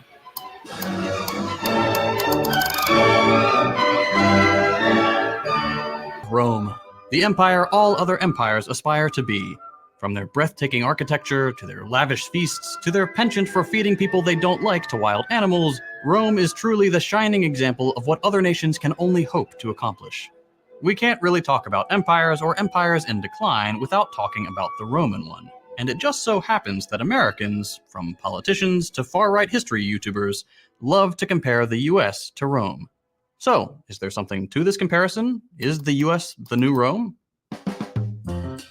In a lovely bit of cosmic irony, the first book of Edward Gibbon's ambitious 6-volume work, The History of the Decline and Fall of the Roman Empire, was published in 1776, on the eve of the birth of a new empire, one that would go on to become arguably the most powerful in history. In some ways, the United States and the Roman Empire do have a lot in common. Behold, dear Petronius, my new Rome. An insatiable desire for expansion, extreme inequality, a globe-spanning network of influence, a penchant for chattel slavery, military dominance, and decadent displays of wealth. There have been countless books, essays, political... He said a penchant for chattel slavery. So Rome had that same Rome had that same energy when it came to slavery. It's no different from America. Like, man, I just caught that part. I've been watching this, but it's crazy. I just really caught that part. Yeah, boy. Same thing. It ain't no different. Mm-hmm. And then it said feeding people to animals. No different once again. We already know what they did to our people back in the 17, 18, 1900s. Feeding our folks to gators and crocodiles and letting the dogs maw them up and all that. It's no different. Diatribes and social media posts earnestly comparing the United States to Rome, and often for good reason. Both empires were bogged down in endless wars, both displayed a shocking level of wealth inequality, both suffered economic crises that commentators in both eras were certain would spell the final end of the golden age of civilization. And if we're being honest, both had about the same response to disease outbreaks, which is to say those in power let a whole lot of people die and isolated themselves as best they could. But we should also note that a lot of the people making these comparisons are only doing it because... Bro, what did he just say about the disease? Basically, those that was rich and had the power or whatever, they isolated themselves while the lower people in the world had to sit out there and fend for themselves and just go through what they had to go through. That's why I was like the article I was just reading of Fall of Western Rome when it was talking about population decreasing. That's why it was decreasing, because these diseases that they putting out there. Remember what dude name is? Fauci? He said, I ain't got to get the V because I'm not going to get it. How do you know that if that junk was worldwide airborne? That let you know that was some bull junk. And he the one telling everybody to get it. Exactly. That's crazy. That's crazy. Telling everybody to get it, but you ain't even getting it. You don't have to get it. You're not going to get sick. Yeah, I was just letting you know you got to get it. No. We good. Exactly. I ain't going to get sick. I know you ain't going to get sick because it ain't even nothing out there. It was nothing but the flu. Yeah, that's crazy, man. Let me get back to it. They have this weird thing about mythologizing the United States. It's a very young country, comparatively speaking. So what better way to afford it a little extra grandeur than giving ourselves the title of the New Rome, the shining city on a hill, the glorious republic that commands the world itself. That fits very nicely into the whole manifest destiny, American exceptionalism thing. We'll get back to that towards the end of the video. But first, we need to address what the end of an empire actually looks like. I'm sure you've heard the phrase, the fall of Rome. Despite the popularity of the phrase, most academics have moved on from the term fall when talking about the Roman Empire. The consensus now is that it wasn't any single inflection point that triggered a dramatic collapse, but an agonizing, generations-long slide into a decreased standing in the world. There wasn't one single point where we could say Rome was an empire yesterday, and today it's a failed project. The real world doesn't work like that. There were certainly some instances one could point to as chapter markers near the end of the story. For example, around the year 476, there wasn't really an emperor claiming the vast swaths of land the empire had once held with an iron fist. But if we're looking for a Marvel-esque announcement that Rome has fallen, we're not gonna find one. What we can trace, and it's easier to do so in retrospect, is a series of minor failures that go unaddressed. Crumbling infrastructure due to lack of investment, rampant corruption, severe inequality, dwindling trust in institutions or leadership, humiliating military defeat, or endless conflict sapping resources. These all add up to a very real challenge to the structure of an empire. To take the Roman example, the city of Rome itself had been sacked multiple times, but what really did the city in was when the supply chain failed. State-subsidized grain shipments on state-subsidized ships. The supply chain failed. Sounds familiar. Sounds real familiar. Tied up at state-subsidized docks. Eventually, as the state was less able or willing to maintain these mundane but crucial projects, things sort of just fell apart over time. It's never one big collapse, it's death by 1,000 cuts. Countless seemingly insignificant failures that together add up to an inability to function. A useful way to think about this can be found in Isaac Asimov's Foundation trilogy, which is now actually a really good show if you're into sci-fi. Much like Harry Seldon prophesied a series of crises along the path of the Empire's long and painful collapse, so too can we take a step back and see a handful of big red dots on the timeline of American decline. I don't want to spoil the show, but suffice it to say that it has a really good understanding of the scale we're talking about when looking at the process of decline. It's not a quick and dramatic collapse. Take decades or even centuries, but the cracks are already there. And every once in a while, a pillar buckles. The Great Depression, the Red Scares and McCarthyist pogroms, 9/11, the 2008 financial crash and Great Recession, COVID, and now the handful of crises that have been simmering for decades and are coming to a head. The climate crisis and the collapse of US imperial control of the periphery. We're losing ground economically, militarily, and geopolitically to China. The US regime's steadfast support for the genocide of the Palestinian people has ensured no country in the Third World will ever believe our rhetoric about self-determination and freedom again. Just like that, an entire generation of Americans disabused of the myth that we're the good guys. And this is where the usual Western analysis begins to fail. A lot of people make the mistake of attributing crises of empire to the failures or excesses of individual leaders or people or groups with influence. It's always the other team that's making things go wrong. It's Trump on immigration and LGBT rights. It's Biden on funding endless proxy wars. While megalomaniacs or senile old warmongers can certainly make things worse, the underlying logic of the system in which they operate is the determining factor in how the crises they lead us through are handled. Take COVID, for example. I know that we will achieve victory and quickly return to the path of exceptional health, safety, and prosperity for all of our citizens. We have to get back to work. Our people want to work. They want to go back. They have to go back. Because the United States follows a capitalist economic philosophy, the key consideration during the pandemic was keeping the gears of the market turning, regardless of the human toll. The prime directive of capitalism is the accumulation of capital, and if that means we have to sacrifice low-paid workers on the altar of profit, so be it. There was no meaningful difference between Trump and Biden on this issue, despite the two leaders being characterized as polar opposites by the media class. If you look beneath the aesthetic differences between the two major parties, if you ignore the bombastic rhetoric and empty posturing on social issues and look strictly at the economic base of the system we live under, it's clear that every single great man one could point to is beholden to the same interests, and is therefore more of a byproduct of the system than a leader that changes it. All right, that's all I wanted to really get. There's more to it. I just wanted to get that part real quick, trying to speed up the process. Just showing like the resemblance, like I did with the history part with the fall of the Western Rome, just showing a resemblance, and the brother just put it in a video, basically just showing a resemblance. They agree with the slavery. Rome agreed with the slavery. They had political issues. America got political issues.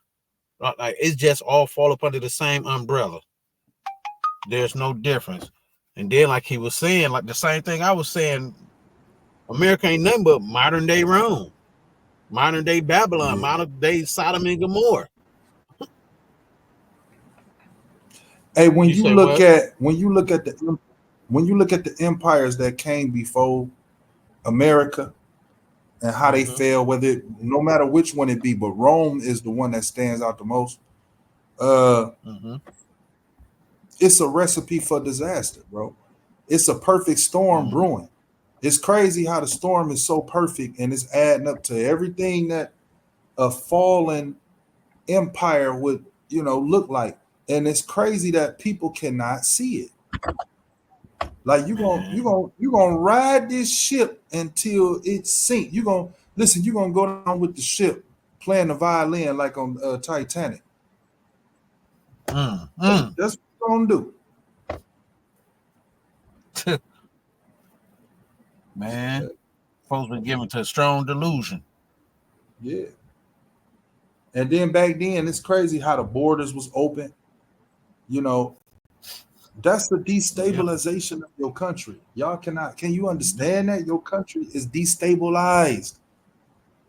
There's no way they can account for all of those immigrants that came in the borders. They telling you a number. They don't know how many really there. Exactly. They don't know how many really there. And they don't know what kind of systems or organizations or grassroots foundations they done set up to go against government itself or the people itself. So yeah, your country has been destabilized. It's not stable anymore. It's time to go. Yep, most definitely. Like you said too, they don't know how many of them really over there. They just come with some random number. 13 million, 21 million, Man, who knows how many? If that border is open, they coming day and night while you woke and sleep. So that number is just unnumberable. You cannot put no number on it. But now that these people coming over these borders, they going into these neighborhoods trying to do whatever they doing, and it's creating issue. Remember in the what's that, Purge Forever? I think that was it. When they was fighting, who was they fighting? They trying to kill the dang on immigrants in that joint while the people was trying to get over the border. Right. Like, it's no different. You got them coming in the border. Right now, when they was trying to get over the border. But these people over here in these communities doing all this crazy stuff. So what you think folks about to do now? It's going to be some type of war going on now. It's going to be some protection going on. Check this out. This a quick little 7-minute joint. Because like, remember we just talking about it earlier with the gangbangers that's already here. They've been doing what they've been doing for many, many years. So now they got to deal with this new junk. Man, they ain't finna play that. It's about to be some crazy junk going on right there in front of JJ's Fish and Chicken. You see that on the screen?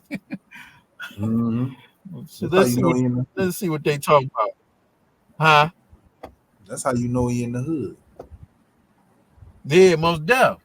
Like you said though, these immigrants going to particular areas. They're not going to the Hamptons or Sterling Heights or Beverly Hills. They going to Old Block, Mac and Bewick, Denver. Like they going to the Bronx. You know what I'm saying? Like they going to the hoods. Why though? Out of all these places, why y'all coming to the hood? Y'all said y'all want a better living, right? Let's see what these folks talking about right here. America has allowed gangs to enter our country.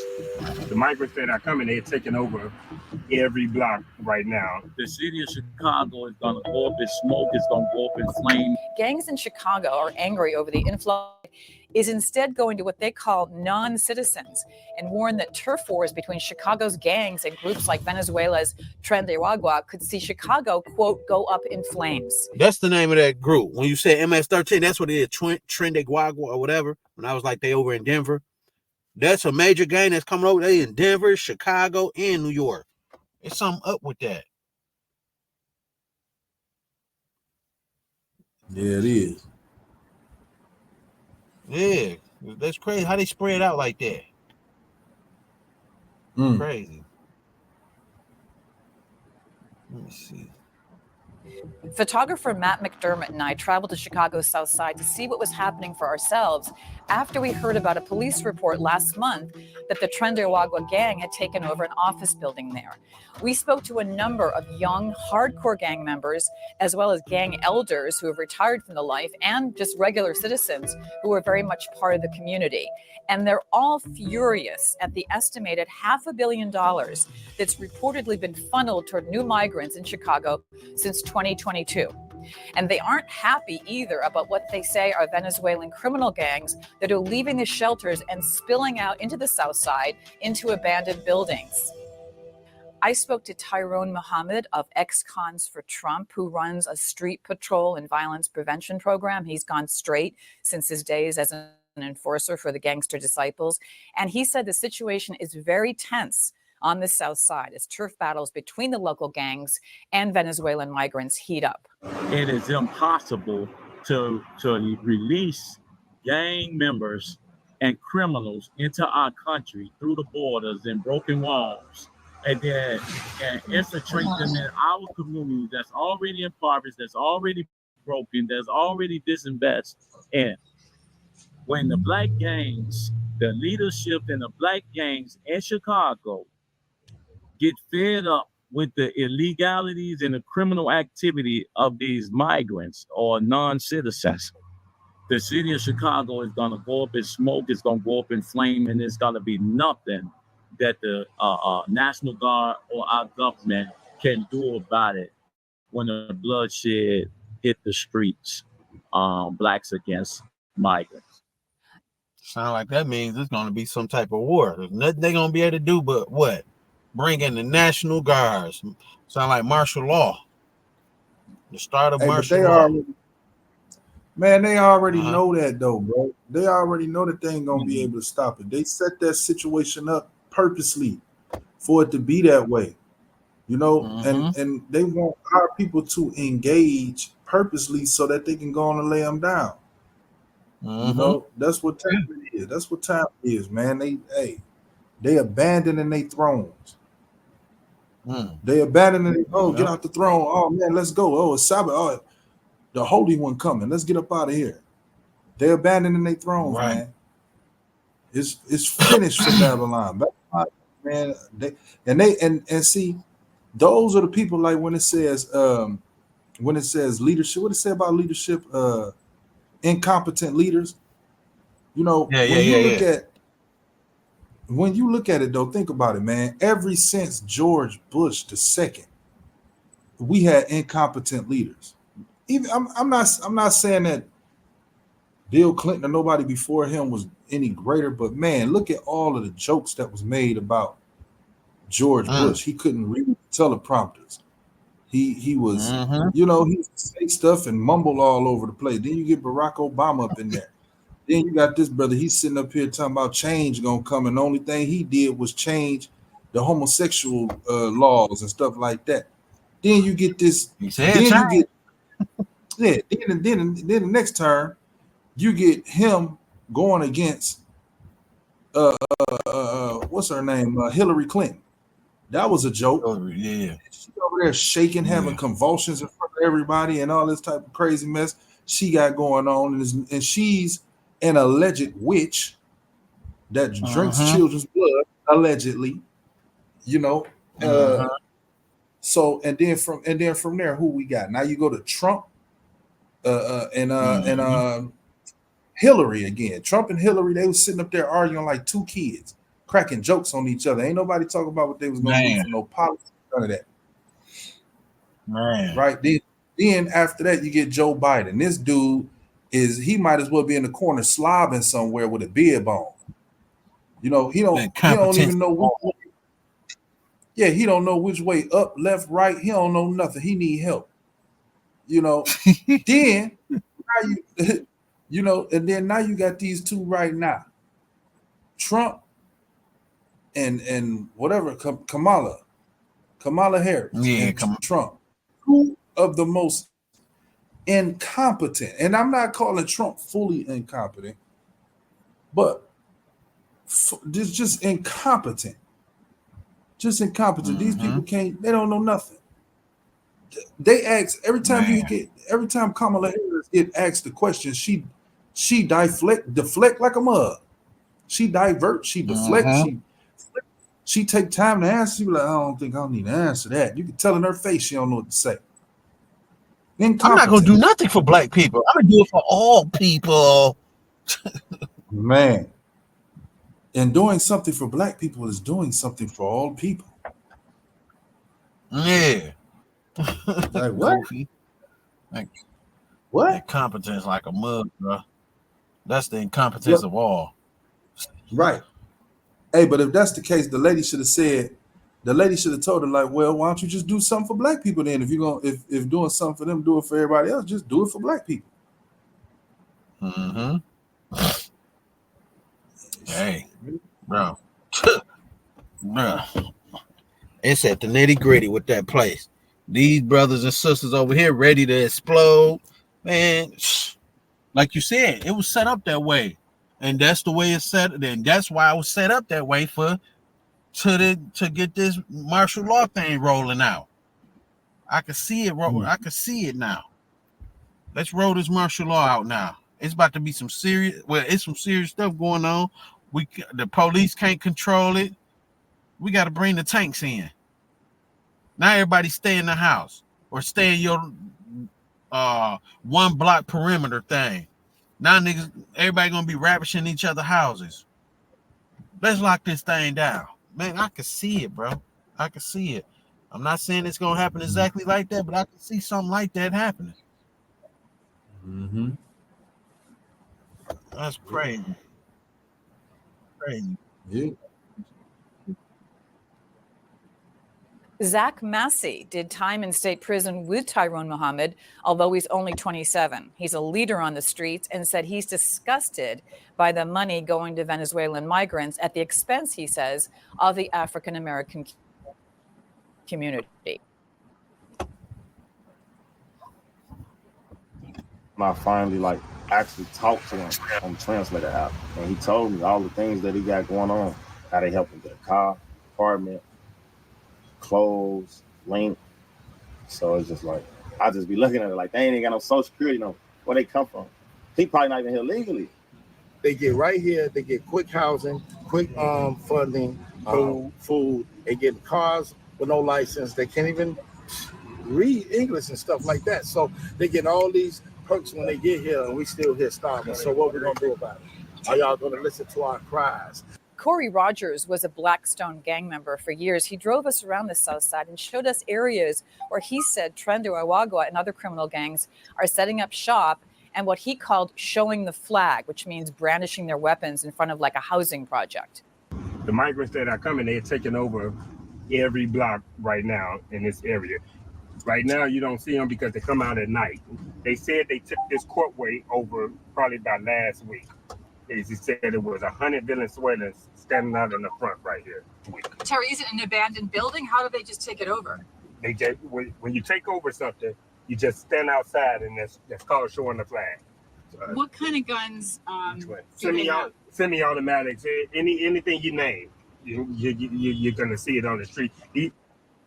These boys got so many big guns that if they're 150 pounds, the gun is bigger than them. I swear. But they know how to handle it, right? They know it. Tell me about the fact that they're criminals, right? This is a criminal element. These aren't just a bunch of Venezuelans that walked over the border and used to be gardeners back home, right? Right. And they come from the gangland. They come from rougher gangs than us. One gang member who only gave his name as David on a particularly dangerous drug dealing corner on the South Side did not hold back when he talked about the influx of criminal gangs from other countries into Chicago. The real issue is that America has allowed gangs to enter our country. Gangs that they would consider terrorist groups that are formed here. We are terrorist groups if we're in a gang. They let terrorists in our country. The Reverend Corey Brooks also said to me he's disgusted with Democratic policies and said that Black Lives Matter, for example, has never reached out to help him or anyone else trying to improve conditions on the South Side. Chicago is a blue city. Illinois is a blue state. There's no doubt about it that the majority of our neighborhood, they're going to continue to vote Democrat until they wake up. The good news is that there are a lot of people who are responding and waking up and saying, listen, we're not going to take this. We're not going to stand for this. We're going to vote differently. And they're now accepting some of the values that I hold dear and some of the values that the conservative Republican Party holds so dear. And so for a lot of people, it's not about the person, it's about the policies that we're fed up with. And as a result, I think this is going to be the largest amount of people who have voted for a Republican president in Chicago that we've seen. I also spoke to one Venezuelan man who was so scared of being identified that he put a hoodie on and refused to face the camera. He told me in Spanish that he had to flee the building where he was being housed because a Venezuelan criminal gang took it over. He said if they knew he was talking, they'd end his family's life back in Venezuela with one bullet. You know, what struck me the most about our week in Chicago was how intelligent and self-aware.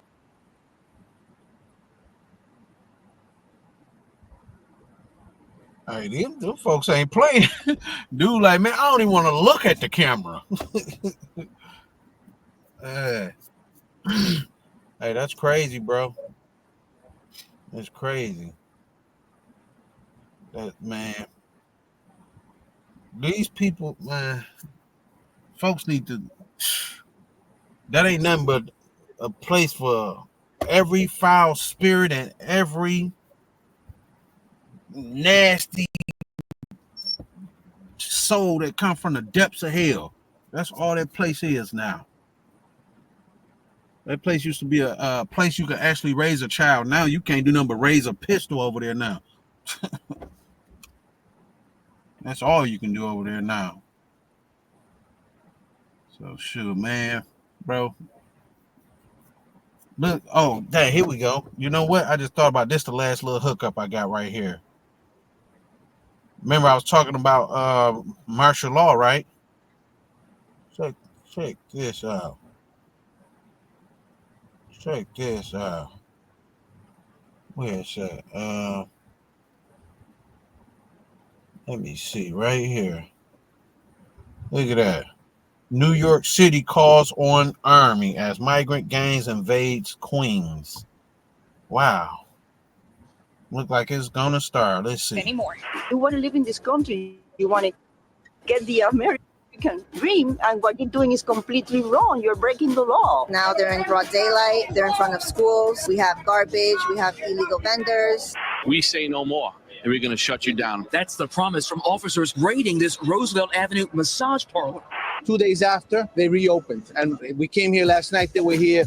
The mayor said the flood of migrants coming to the city with little support systems contribute to the situation.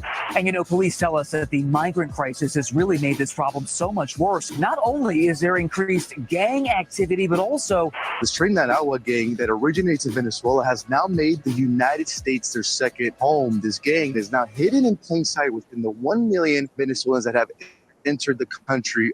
We're already in trouble because they've been here for a while and they're involved in so many different crimes. You name the crime, they're going to be involved in it. When you want to sort out your Mac once and for all, what do you do? Most tips from the internet didn't work.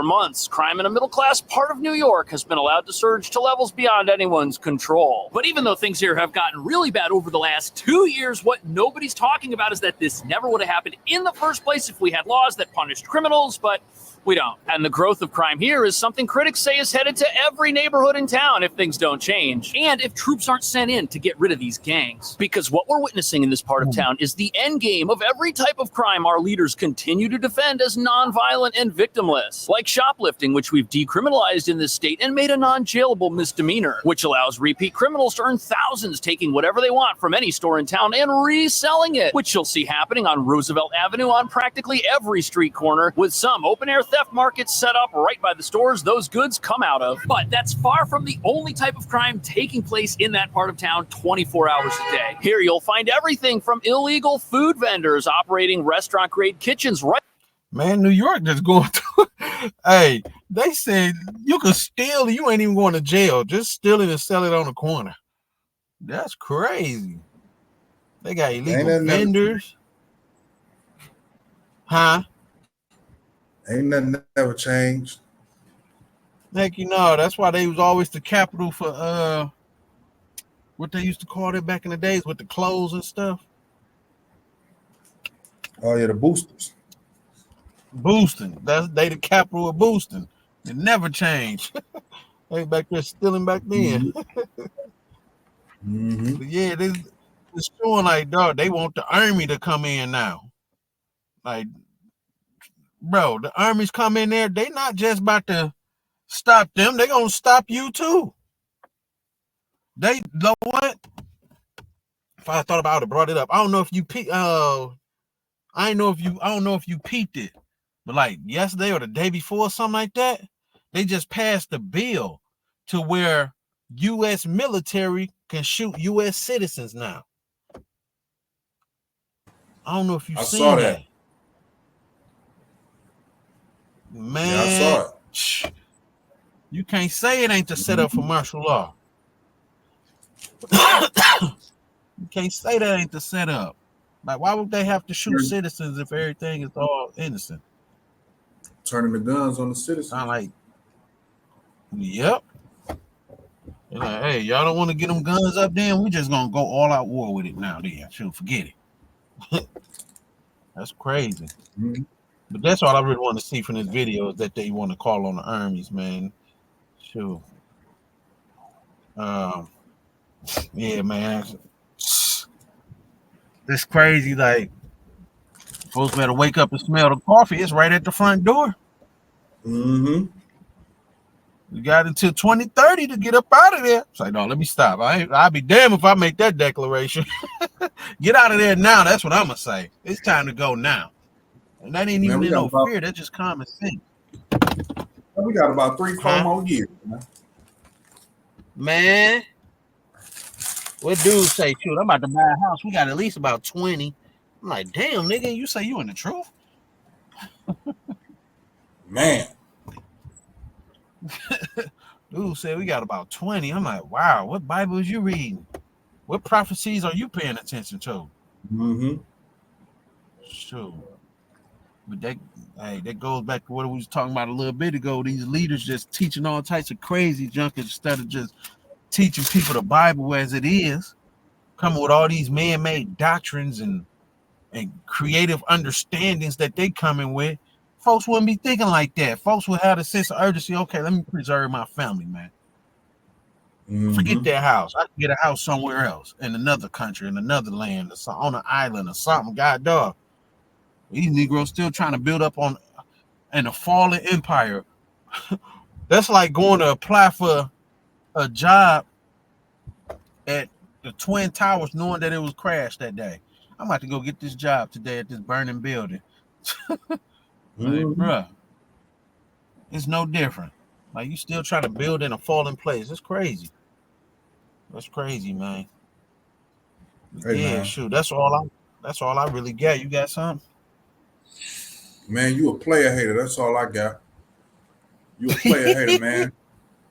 If I want to go get my money, man, I'm going to get my money, man. Get that paper.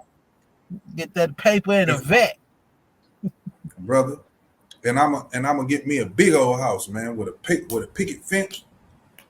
Man, you know what I'm saying? I'm a yeah, hey, have me a couple of servants. Man, shoot, that'd be cold. Couple of servants in the Rick Ross mansion. Yeah, man. Shoot. You brothers be going too deep, man. You brothers be going too deep.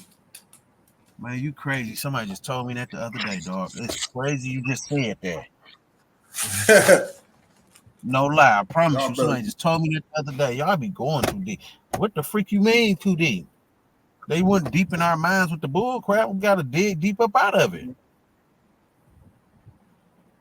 Man, that's crazy you just said that. But yeah, man. Okay, Hey, that's all I got, man. Huh?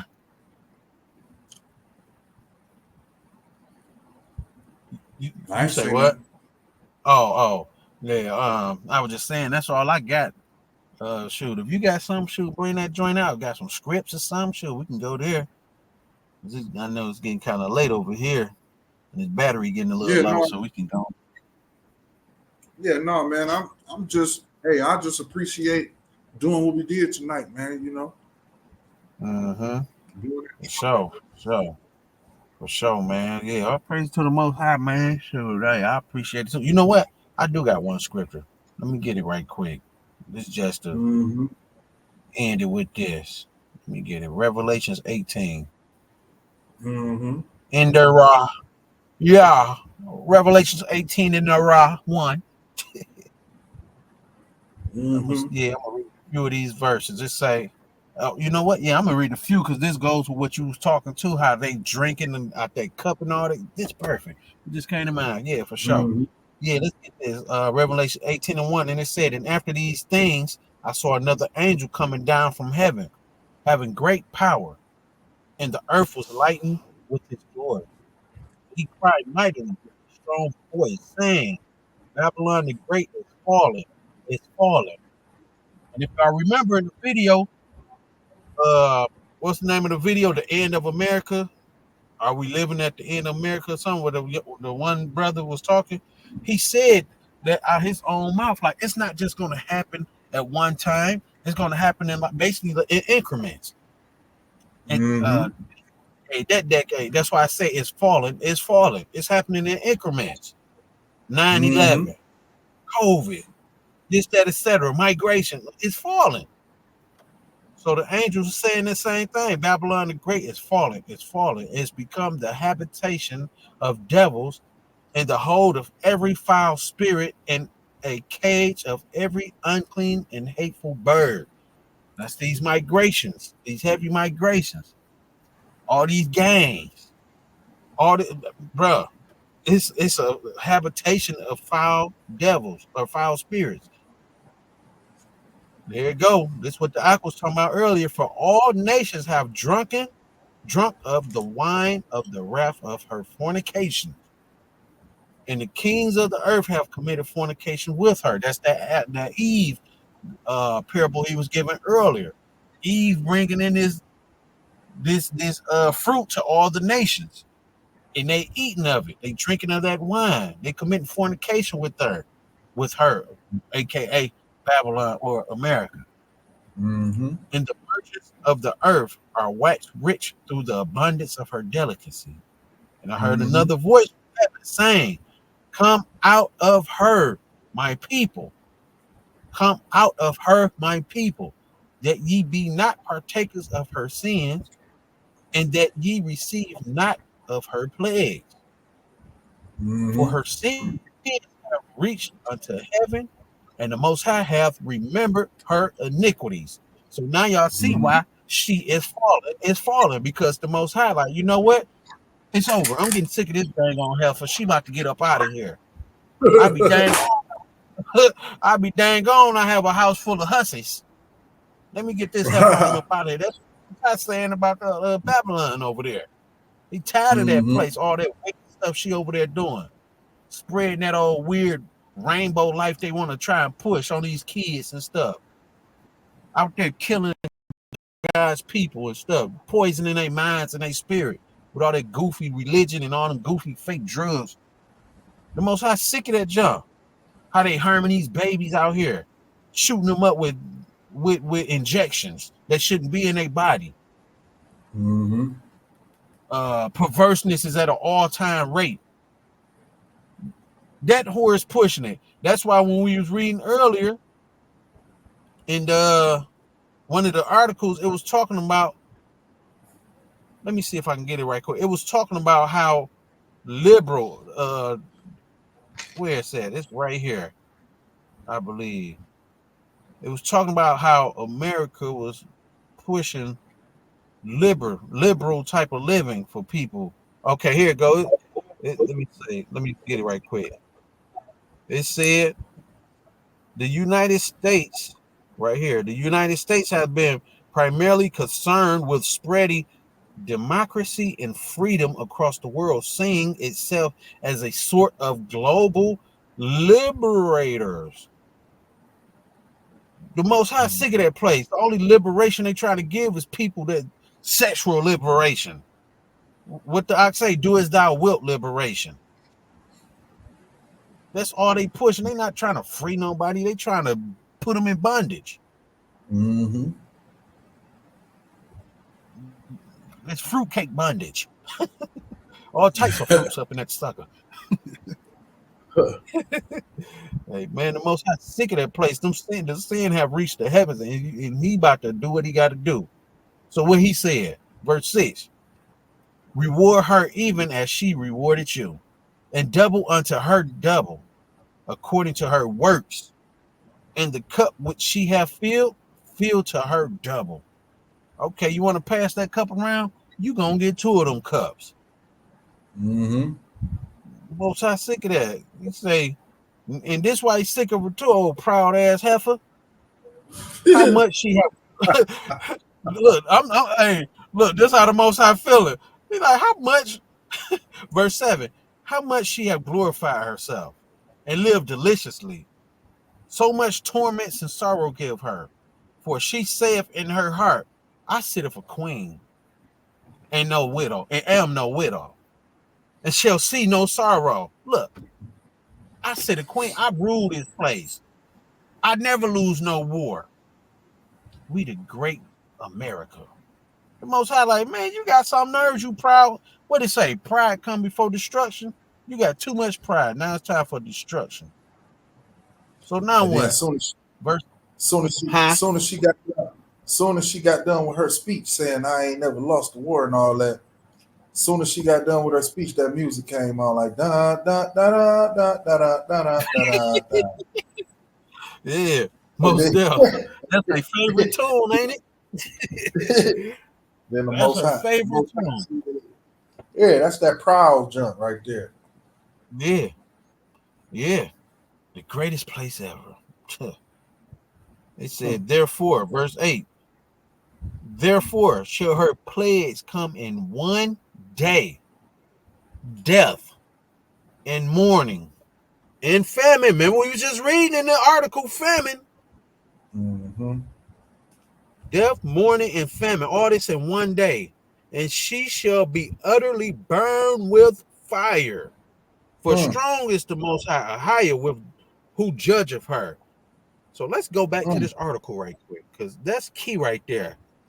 Let's share this right quick, because it said right there at the end of verse 8, it said that she shall be utterly burned with fire, right? So what do this article say right here on this societal collapse article? Right here it said, or completely disappear. So if it's burned with fire, what kind of fire is this it's burning with that the Most High about to send over there? I think that's them bombs, you know. John the Revelator was seeing the archers shoot and the fanners fanning. Hey, this societal collapse article is real. This is a real good article because it's basically saying everything that's in this chapter right here. It's saying the exact same thing, but just in a different words. That place is going to burn with fire or be completely disappeared. Yeah. Yeah. Let's get a little bit more. Huh? You got something? Nope, you got it. Oh, all right. Let's get a little bit more. Verse 9, it say, and the kings of the earth who have committed fornication and lived deliciously with her shall bewail her and lament for her when they shall see the smoke of her burning. Verse 10, standing afar off for the fear of her torment, saying, alas, alas, that great city Babylon, that mighty city, for in 1 hour is thy judgment come. So like I said earlier, all these folks gonna see that mushroom cloud standing afar off. Folks is gonna see that, and they're gonna be like, dang, alas, that jump finally went down. We knew it was gonna happen. We just didn't tell them people, but we knew it was gonna happen. That's why we went over there and came back to our country and did what we milked it for what it's worth. That's why I said the merchants lived deliciously with her, because they milked it for what it was worth. The kings of the earth who have committed fornication and lived deliciously with her, they're gonna be standing afar off looking at that joint. Let's drop down right quick. Let's get a little bit of this Rome right quick. What did it say? Okay, verse 13. This some of the stuff they're gonna be mourning over and they're gonna be missing. That Babylon the Great had. It's the same thing that Rome had. Verse 13, it say, and cinnamon and odors and ointments and frankincense and wine and oil, fine flour and wheat and beasts and sheep and horses and chariots and slaves and souls of man. These folks gonna be weeping over slaves and souls of man. Like, dang, we can't make no more money off these people. We can't take them to our land and make them build up our job. Dang, they can't work in them Chrysler no more. Making 32 an hour, making them feel like they really doing something. Dang, we gotta weep over that. That's crazy. Let's drop down right quick. Let's see what verse I want. Okay, right here, verse 20. Rejoice over her, thou heavens, and ye holy apostles and prophets, for the Most High hath avenged you on her. So we're going to rejoice over this. We rejoicing. Let's clap. Because the Most High is delivering his people. Let's rejoice over this, because that place is over for. And that's all I got on that one. They don't want to hear us though, brother. They don't want to hear. They don't want to hear all them scriptures like that though. They don't want to hear you. They don't want to hear you destroy. They don't want to hear you destroy the whole thought process of their comfort zone. They don't want you to do that, man. Yeah, I already know. Just tear down the great old American dream. Yeah, man. Not knowing they was knocking them to sleep with that dream. Yeah, and that Stockholm done built all the way in on them, you know. Man, yeah, buddy.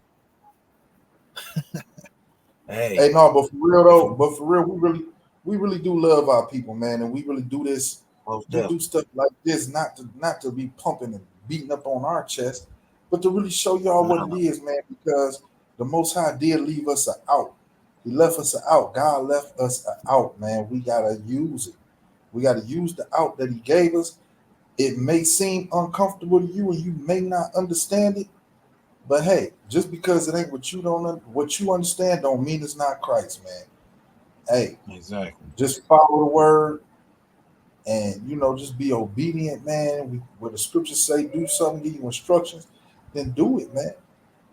And that's how you preserve your life. That's how you preserve your family, man, because the scriptures also tell us that he who seek to save his life shall lose it. You know what I'm saying? So you go ahead over there in Babylon and you think you saving your life, like the brother said, making $32 an hour or whatever you making, wherever you may work at. Mm-hmm. You think you saving your life, brother, you're gonna lose your life. Mm-hmm. You're gonna lose your life that way. Give your life to the Most High. Now, how do you do that? You be obedient to the word. That means you do the things that you not naturally willing to do. But because you understand that it pleased the Most High, you willing to do it. That's giving yourself to the Most High. That's how you do it. And see, and that's the only way that you will be guided by the script, by the word. The word will guide you in. You'll be guided into the places in which you need to be. You'll begin to get those revelations that you've never been able to receive before because you're being obedient. You know. So now that's all I gotta say. I'm gonna just hand it back over to the brother. You know? Shalom. Hey, all praise to the Most High, man. Hey, that's all I got too. Sure. We've been on this thing for a couple of hours now, man. Most High, if a man have an ear, let him hear. You know. And you know, Most High willing this message touch those who need to touch and beyond. You know, folks come in, they sometimes see who it is, and they be like, "Oh no, I ain't messing with them," you know, and that's cool because I understand our people listen to the rich man before the poor man, you know. So, like I said, I just pray that it just touch who it need to touch, and those who come in. They check it out. If they like what they like, you know, hit that like button. Share it. Put this message out because it ain't too many people out here saying this stuff right now, warning the people. Our folks need to know this stuff. Folks need to know, not even just our folks, people in general, Gentiles as well. They need to know this stuff because people really think that place is about to be living like this. Like Jim Jones said to a dude that was messing with his wife. How can you think you could do certain stuff in life conducive and think you could be conducive to society? That's the same thing to that place. How you think you're gonna be conducive to society and you out here doing what you're doing? It ain't gonna happen like that. So yeah, I just pray Most High willing folks just hearken to what we trying to say. We trying to get the Most High word, the best that we can to the people. You know, I pray Most High willing. Don't nobody think we trying to be boastful or proud like we know everything. We far from that. We just some brothers that's passionate about what we doing. And last thing I gotta say, the follow-up to this is going to be this Sabbath, Most High willing. It's going to be a Sabbath presentation, fully loaded with scriptures and everything, man. Just to really show, like the Ox said, okay, we saying come up out of there, but where can we go? That's what this presentation going to present to the people. Show that the Most High have a way for people. He said, do something. He ain't going to just leave you hanging. So Most High willing, folks tune in to Royal Scepter of Yeshaya on YouTube. Check our Rumbles out too, man. We got the Royal Scepter of Yeshaya on rumble.com as well as Unifying the Nation podcast on Rumble. Man, check us out, man. We don't ask nobody for no money, no nothing. It don't hurt to like somebody, you know, help us out, push our message, man. We trying to be some positive brothers. We could be out here being like the next man, flashing guns on the internet. Nah, we ain't with that junk. We trying to uplift our people. We've been destroyed enough. So, you know, all I can say, Most High willing, man, folks just, you know, come in, check us out and spread the love, man. That's all I got right there. You know, if that's it for you, Dominic, you know, I'll just hit it with the outro. Hey, till next time.